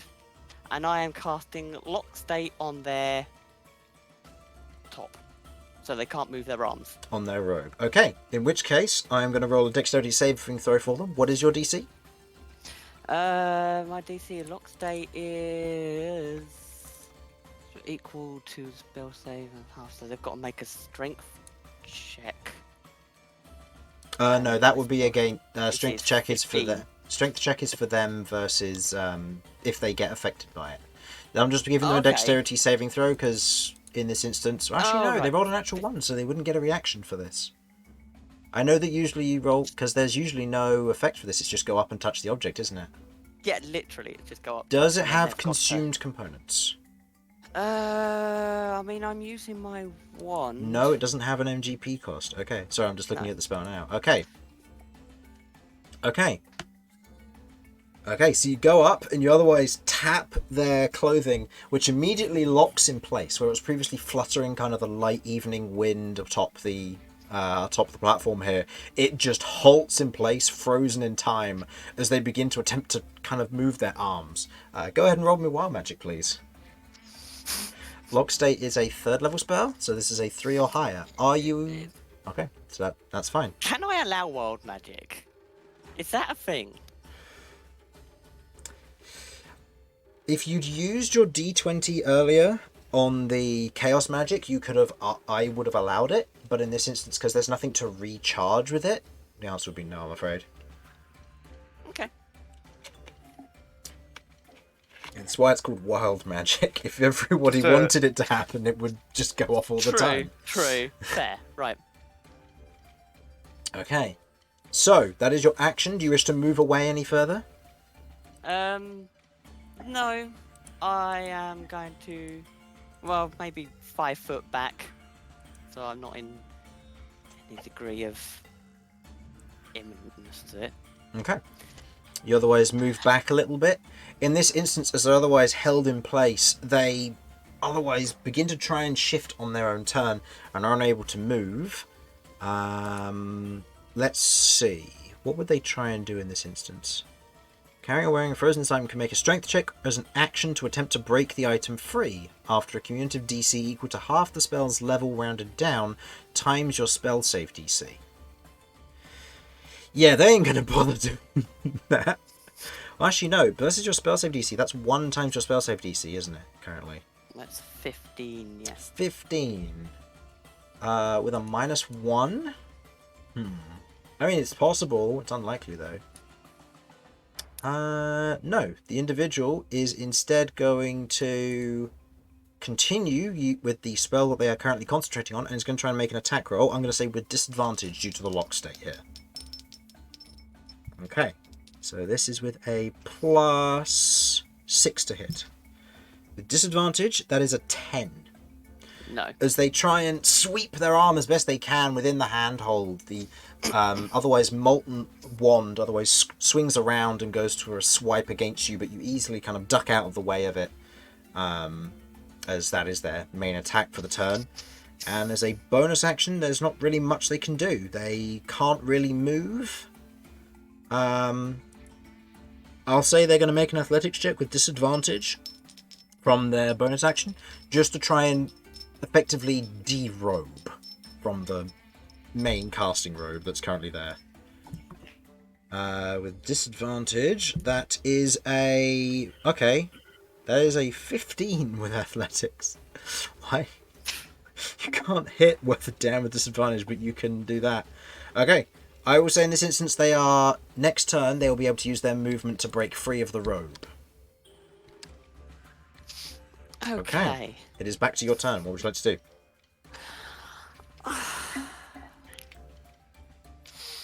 Can I What do you want to shout?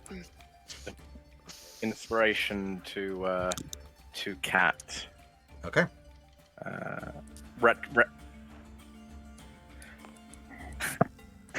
Break a leg. A nice little. Yep. Classic cat thing. Well, play on words there. You otherwise shout out. Literally break their leg. You otherwise shout out as cat. You hear Maybe Romulus 2. shout, "Break a leg." Overachieve. I think. Break the leg. Yep. Okay. Just a look of horror goes across Cat's face, and then like a look of confirmation, as if like, okay, and it's just like, Oh no. this person is better. So Cat's gonna look up. You have 1 chance to concede. Giving them this opportunity. I'm going to. I'm going to look. What's the body language upon that? Well, considering the answer out, but what's the facial expression? Facial expression. Go ahead and roll me an insight check. I'll say this will take your bonus action or your action of your choice. Bonus. So that's a disadvantage if it's bonus action. Oh, all right. And then you may choose to use the D8 if you want to, or you can save I'll it. use the D8. Okay. It's +7, so 16 plus your insight. 16 plus my insight is so it'd be 15. Oh. 15. Okay. Mm-hmm. The individual in question does not look to be backing down, given they have taken no damage. Okay. And they seem to be Alright, succeeding. Then at that point,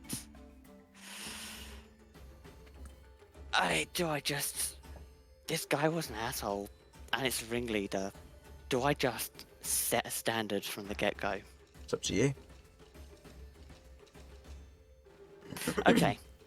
Alright, then... I might as well just go balls to the wall, eh? I'm going to move back 20 foot. Okay. And you were how far away from them? I should be about 25 foot away now. Okay, so you were within 5 feet of them previously.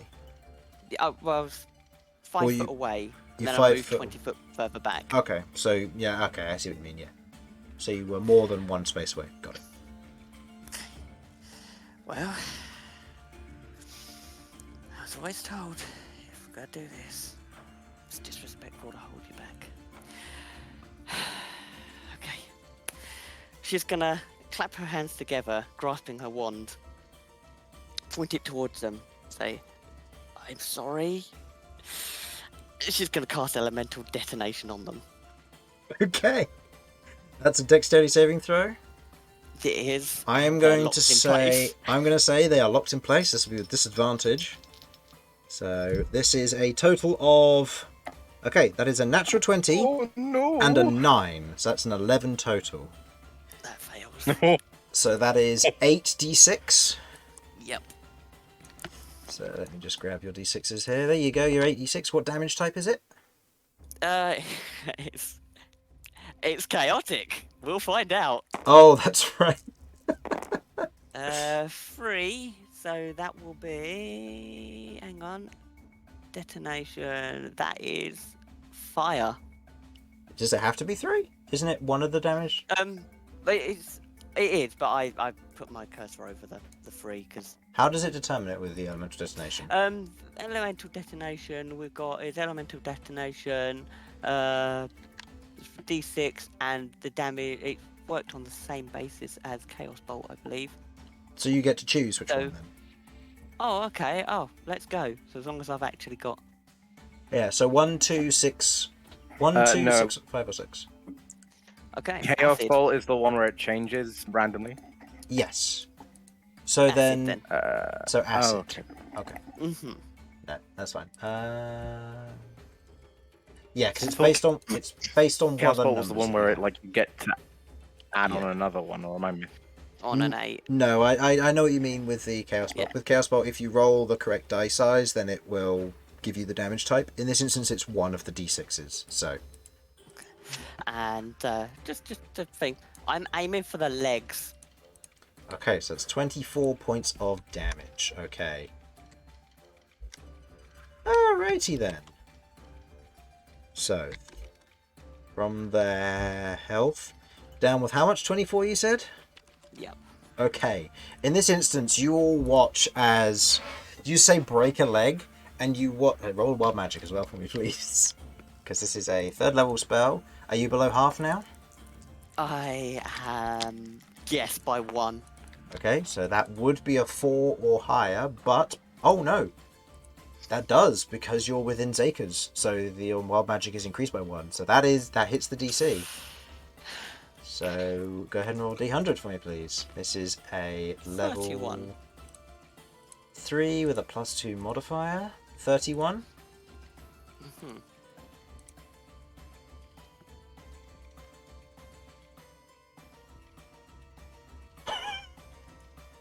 Okay.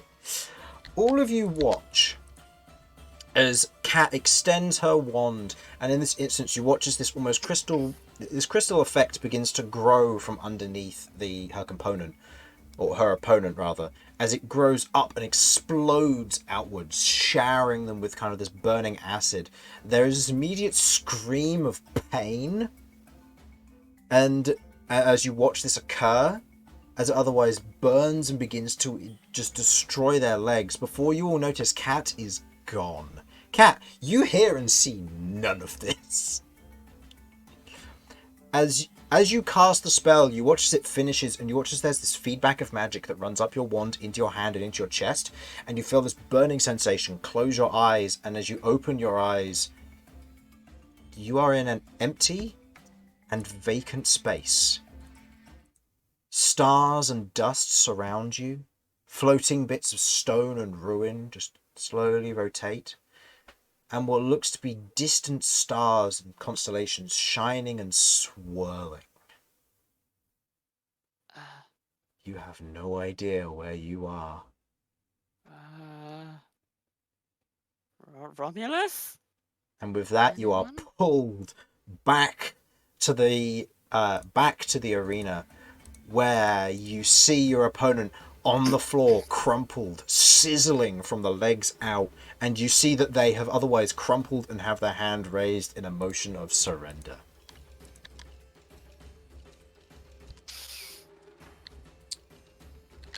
Cat just I'm looks at this horror that she's created and is absolutely Wildly devastated. cheering.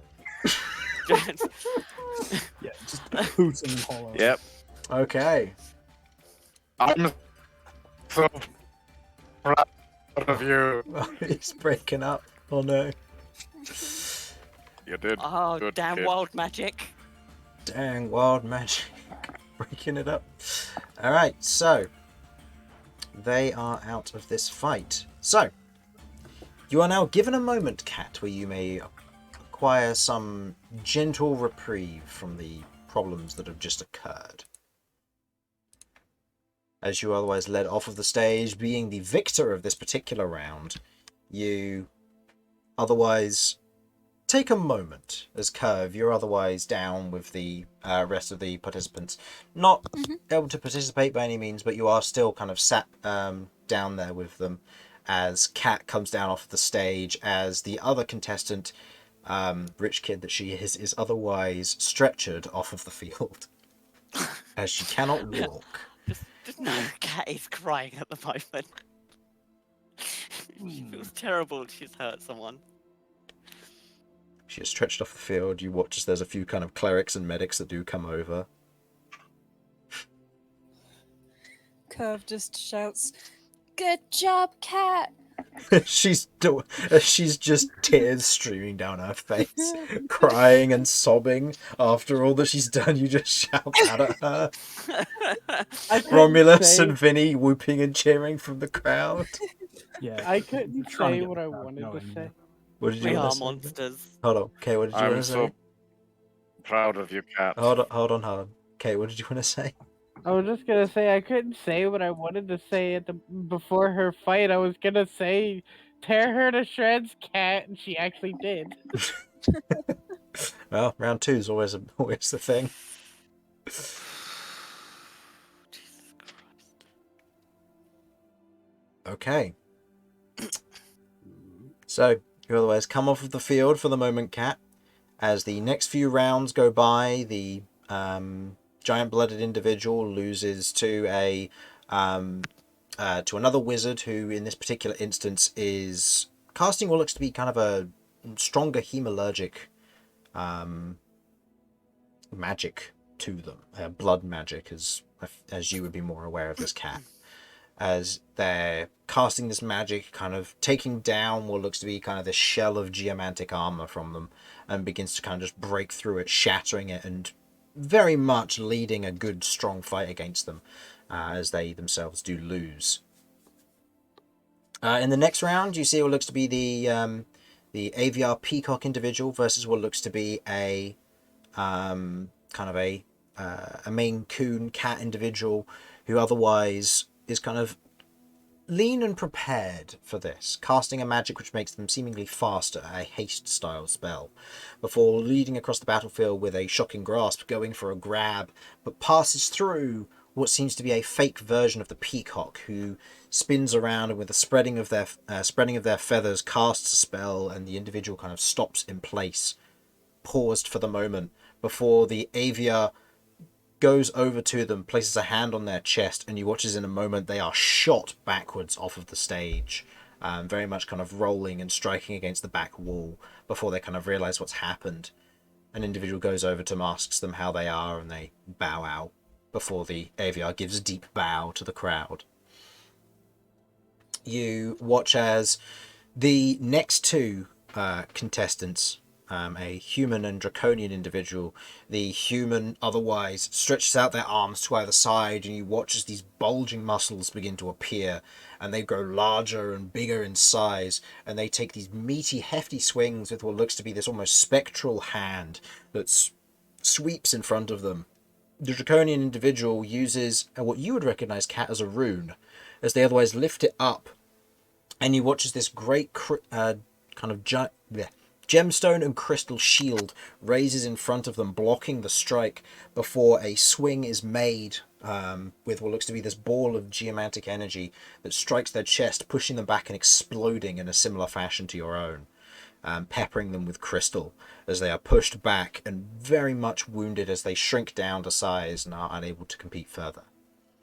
And the final one you also recognize, Cat, as the satyr individual kind of skips up onto the stage, and as you watch as this kind of Weasley looking half-folk individual with what looks to be dual-wielding two wands and fires two strong bolts at her, she lifts her hand and simply the two bolts cease to exist before looking at him with a pointed finger, and you watch as he crumples, blood streaming from his nose. What? Hematurgy. You're not familiar with that magic, I will say. So, round 2, Cat. As you're brought on, after seeing the next round, you see the Fluxian individual and the human from the first round go at it, the flame wizard, beginning to cast these large, almost fiery-based spells, which you note are more of an etheric flame in design, with the kind of the deep reds, blues, and golds mixed in as they begin to kind of bring these forwards. They seem weaker than you would expect, which makes sense given the proximity to the city. But with the etheric nature, they would still break through. But they are no match for the individual, who you note they transform their arms into what looks to be these 4 long tentacle-like masses, which swing forward and begin to kind of pull and almost drag the individual around the arena in this weird mass of this kind of this manipulated flesh as they are thrown to one side, and you watch and note as their arms and legs are fused together with what looks to be this weird skin layer or grafting to them, and they are unable to stand and cast spells and thus surrender. Before, Cat, it gets to your turn, where you watch another elven individual, not one of the group of the individuals who was laughing at you at the beginning.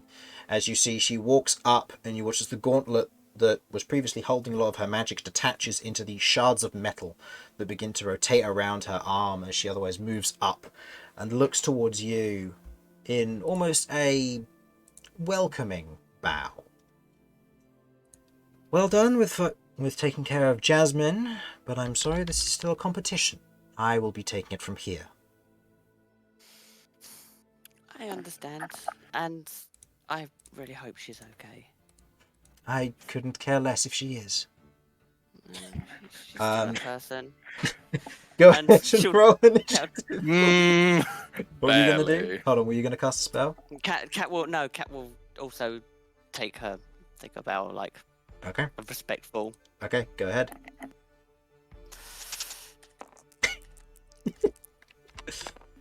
Ooh, good roll. 21. Okay, this person's been conservative with their magic, so they have that much left. And okay, you take the lead. They got an 11 on their initiative. Okay. Tear the shreds. Am I a bit less glitchy now, by the way? Yes. Yes. Yeah, you seem fine. And a very quick thing. You don't have to win, Cat, but you've got to give it your all. Fair. Yes. I can't give inspiration, so I'm trying to go for something that's a little bit balanced in terms of. Have you given your I- D8 yet? Oh, you did. You gave your D8 Yeah, earlier. yeah, So I did, yeah. I did it on the murder one. I do have some inspiration Mhm. to give, if I can give it to Kat's upcoming thing. Yep, that'll be fine. What would you like to say? I'd like to try and get a Okay. chant going from the crowd. Okay. I'm going to say go ahead and roll me performance. And I'll say that if this succeeds, you can upgrade one of your regular d6s to a d8 while preserving your d8 for your position. Cool.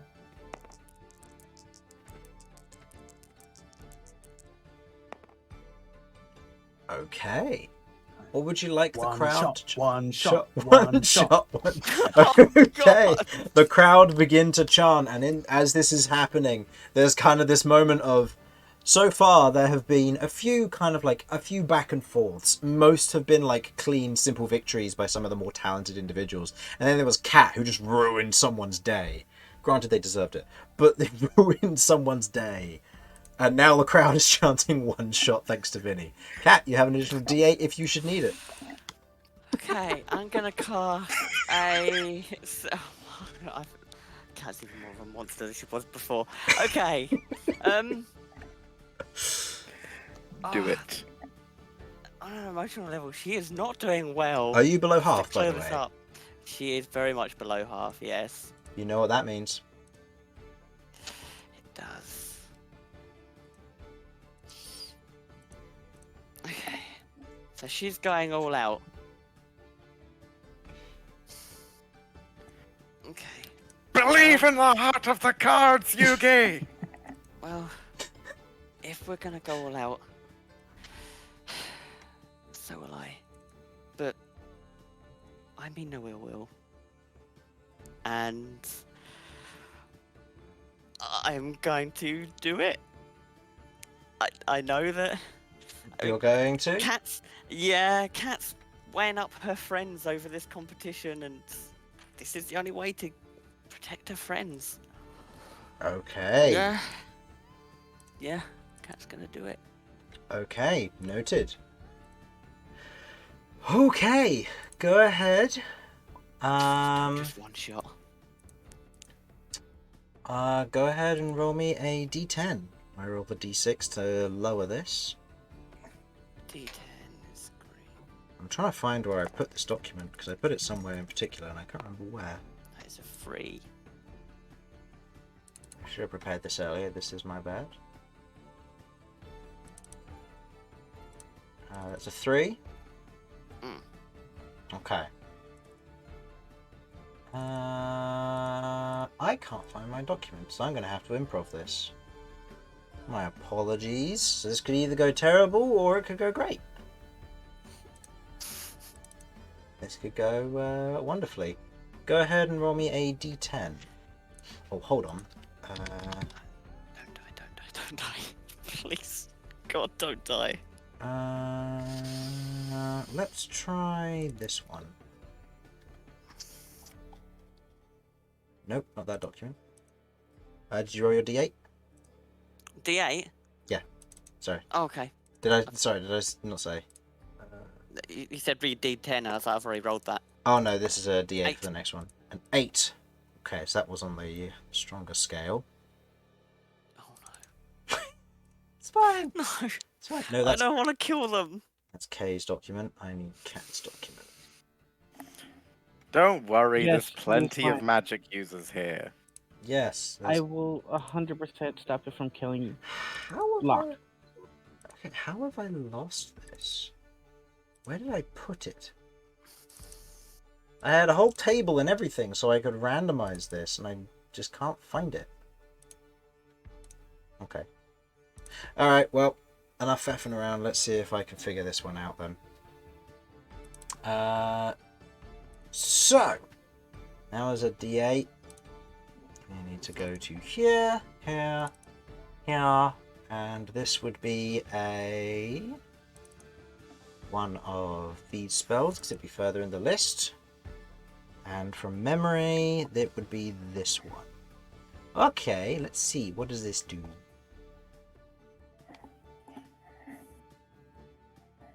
Okay.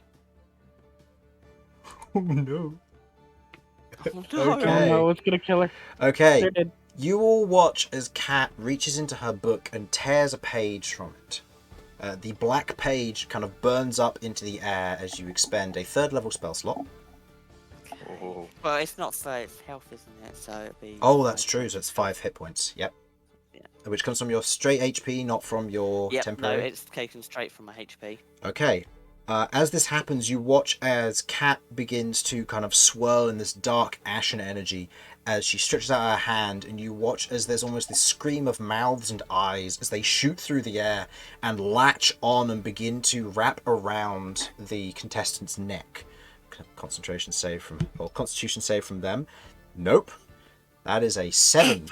Go ahead and roll me 3d12 necrotic damage. Oh, these are all spellcasters. They are not heavy on the hit points. No, they're not. Oh, thank you. Fuck Okay. them up! Oh, I'm sorry. 19. Okay. In this instance, as you stretch out your hand, the magic taking hold, you watch as the ash and eyes and teeth that wrap around her neck begin to enter in through her mouth, and you watch as there's kind of this bulbous necrotic energy that shoots down her neck and into below where her armor is, as you watch as her hands and fingertips begin to go grey. As she takes, how much was it again? 19? 19 points of damage, and you watch in that instance as she is held in place. She is stunned for 1 minute while you concentrate on this spell. Oh god. She gets to make an additional save at the end of any of her turns, of which, at the end of yours, probably given the panic, go ahead and roll me wild magic as well, because who knows what might happen there. Let's double it and blow her up. Remind me on... 4. Oh, that goes off. Go ahead and roll me a D100. Oh no! 60. 60. 60 flat, okay. Okay. Alternatively, 600. Roll me 2d6. Please be what I hope it is. Okay. Regain 4 spell points. Oh. Oh. I was really hoping it was flumps. No, it's not flumps. I want to know. I want to experience flumps, but yeah. No, Okay, not that's yet. only above half. That takes you above Okay, half. I am. Notably, yeah. noted for the next spell for next spell. As soon as she shows any sign of tapping out or it's hurting her too She much, I will be can't. dropping it instant. She is Oh, stunned, and you can tell that she is almost visibly suffocating from this. okay, I'm dropping it. You're dropping it? Okay. You drop the spell, and she falls to the ground, beginning to kind of breathe and pant. She skips her next turn, and she is going to recover. Cat's gonna go over. Like, Mm. no. She's Okay. gonna go over. I'm really sorry. I didn't expect it to hurt that much. Are you okay? You watch as in this instance, she looks up, and you see what looks to be these deep purple cracks that extend from her eyes as she stands kind of suddenly and looks straight at you. Go ahead and roll me a wisdom saving throw.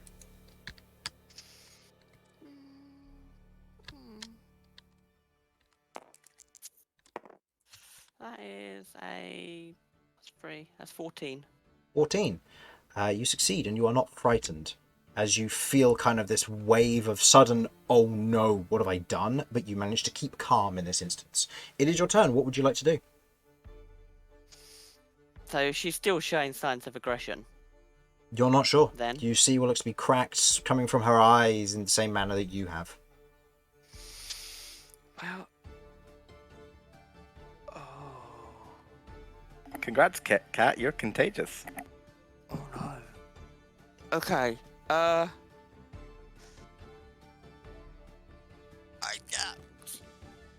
She hasn't conceded, so as far as Cat knows. She's got to keep fighting. You are currently I am adjacent to her. I am going to. Now, is there a negative repercussion for being close by casting something like Chaos Bolt? Yes, because it's a ranged attack, it will be a disadvantage. So how far have I got to be? Before it's At not? least 5 feet away. Okay, I'm going to back up a little bit. Okay. And can I use that inspiration and cast Chaos Bolt? Oh no! At your backing up, they reach out a hand, and you watch as this dark purple energy grabs onto you, and they're going to cast Shocking Grasp. I rolled it to hit, and that's a natural 20. Now, Let's I go. know you have a reverse inspiration party, and I'm going to assume you want to do that now so she doesn't take 4d12 lightning damage. This is accurate, yes. Okay, so I will re-roll this. Actually, you know what? I'm going to re-roll that on stream because it'll be funny if it ends up being another 20. No, that is, however, a 19 to hit. Okay. Does that hit? That's gonna. Yes. Okay. You take 11 points of lightning damage, and you can no longer use your reaction. That's fine. I've got 1 temp hit point. Okay. I am going to proceed to move back, and I'm casting at 2nd level Chaos Bolt. Okay. So. Go ahead and make me an attack roll. They've used their reaction for Shocking Grasp, so go ahead. That's 2d8 and 1d6. Mm-hmm. And this doesn't take you below half, does it? It's -3 from that is yes, it does. It does? Okay, so then you'll need to reroll. -3, you casting at 2nd level? Third. Oh, fuck no. Okay, sure. Yeah, 2nd. Yeah. Okay, so I believe you get an additional d6 of damage. Oh yeah, it's a 1st level. So go ahead and reroll well, the there you additional go. I've done it just anyway. just the additional d6. Oh, sorry. No, that's fine. So this will be 1, 4, 1, and 2. Okay. So it's 8 points of what damage? It's the D8, so 4, 1. it is. Oh no. Let's keep up with this. Acid. Acid damage. Okay. As it sets into, as you kind of take a step back from this instinctively. Did you roll your to hit, by the way? I've got a D20 and the D8. Yep. Okay. That is Ooh, 5 plus. 7. No. As you otherwise cast the Chaos Bolt, it cascades across the mage armor. Can I use my wild magic? To reroll the Title d20? Chaos. Go for Yeah. it. Oh, No, in this instance, Forget is you. Okay. And did you roll for your wild magic for the spell? No. And does that take you below half? it is below Okay, half. that's yes. fine. So that doesn't go through. Okay. Oh, so the wild magic doesn't go off. Okay. So they don't lose 8 hit points. As you cast your Chaos Bolt, it streaks off of the armor, cascading behind and up into the air as the acid is otherwise deflected by the individual's mage armor. As they look forward towards you, you watch as the kind of the dark purple cracking disappears.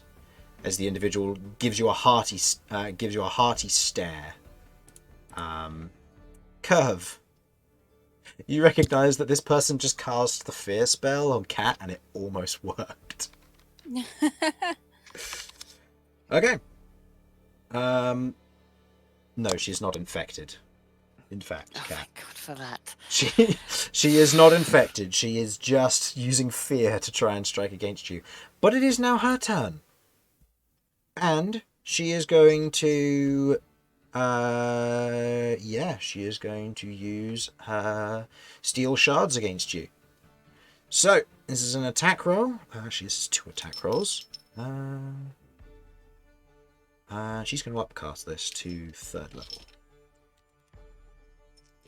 3 attack rolls.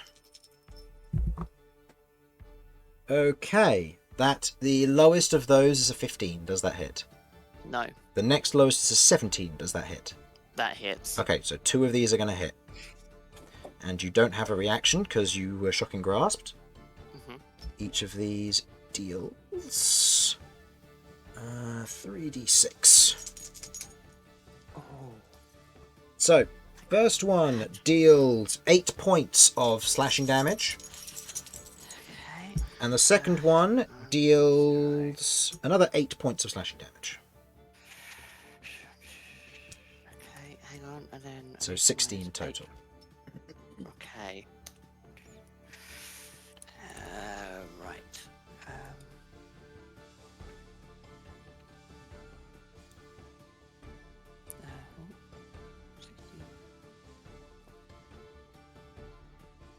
I'm having to maths.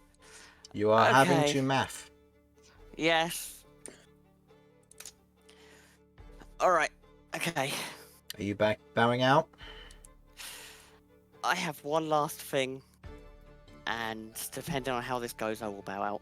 Okay. You note that as they do that, after doing that, they kind of place their hand on their chest, and you watch as there's almost this veil of kind of reddish energy that streaks over them and in through to their gauntlets, as you note that the individual now has temporary hit points, as they cast Heartbeat on themselves. Yeah, that cantrip's made a return. Now I get to use it Cool. against you. I don't even know what that is, but let's go. It's what Burn did to make himself the most broken piece of garbage in existence. Anyway, Cool. Good to I'm know. not spiteful at all. Alright, You allowed it. I allowed it. I enabled it. Okay, Cat, what would you like to do? Cat is gonna sluggishly walk up to her. Actually, she was stunned, so she'd need to... Oh no, because she upcast it anyway. That's fine. Go ahead. Gonna sluggishly walk up to her, and this is my last inch attempt to win this. Depending on how it goes, Okay. she is going to walk up while casting Elemental Detonation, holding it in her hands, and as she gets up close, she will apologise, saying, "I'm really sorry," and cast Shield Rune while detonating it in her hands on herself. Go ahead and make me a wild magic check, because, oh my word, if you explode with a fireball here, you could genuinely kill them. Okay, roll me the Okay. D100. This is again a 3rd level. That is 45. And unblow half. Okay, Clear that up. noted. So, dexterity saving throw on their part. Oh no. That is a 15. Meets. Meets, so they will take half damage from this. Okay.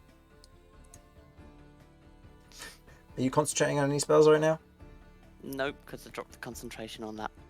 Okay, fair enough. Spell. So, the rest of you watch as Kat moves up, the elemental detonation kind of growing in her hand with this bright light. As she moves up, you watch as there's this shielding rune that kind of coats across her for a moment, in this kind of moment of, ah yes, I'm fine, as it explodes and grows outwards. The individual who you're fighting otherwise lifts their arm, and you watch as a bunch of runes across their gloves kind of alight in that moment as they themselves are prepared, as it otherwise strikes against it, doing only half damage. So go ahead and roll that. And in that moment, you watch as the dust settles from this particular casting. 24 half to 12, noted. So that goes their temporary hit points. 4. Okay, so they take that much damage. Okay. And then as the dust settles, you note that Cat is 10 feet in the air, currently levitating out of control.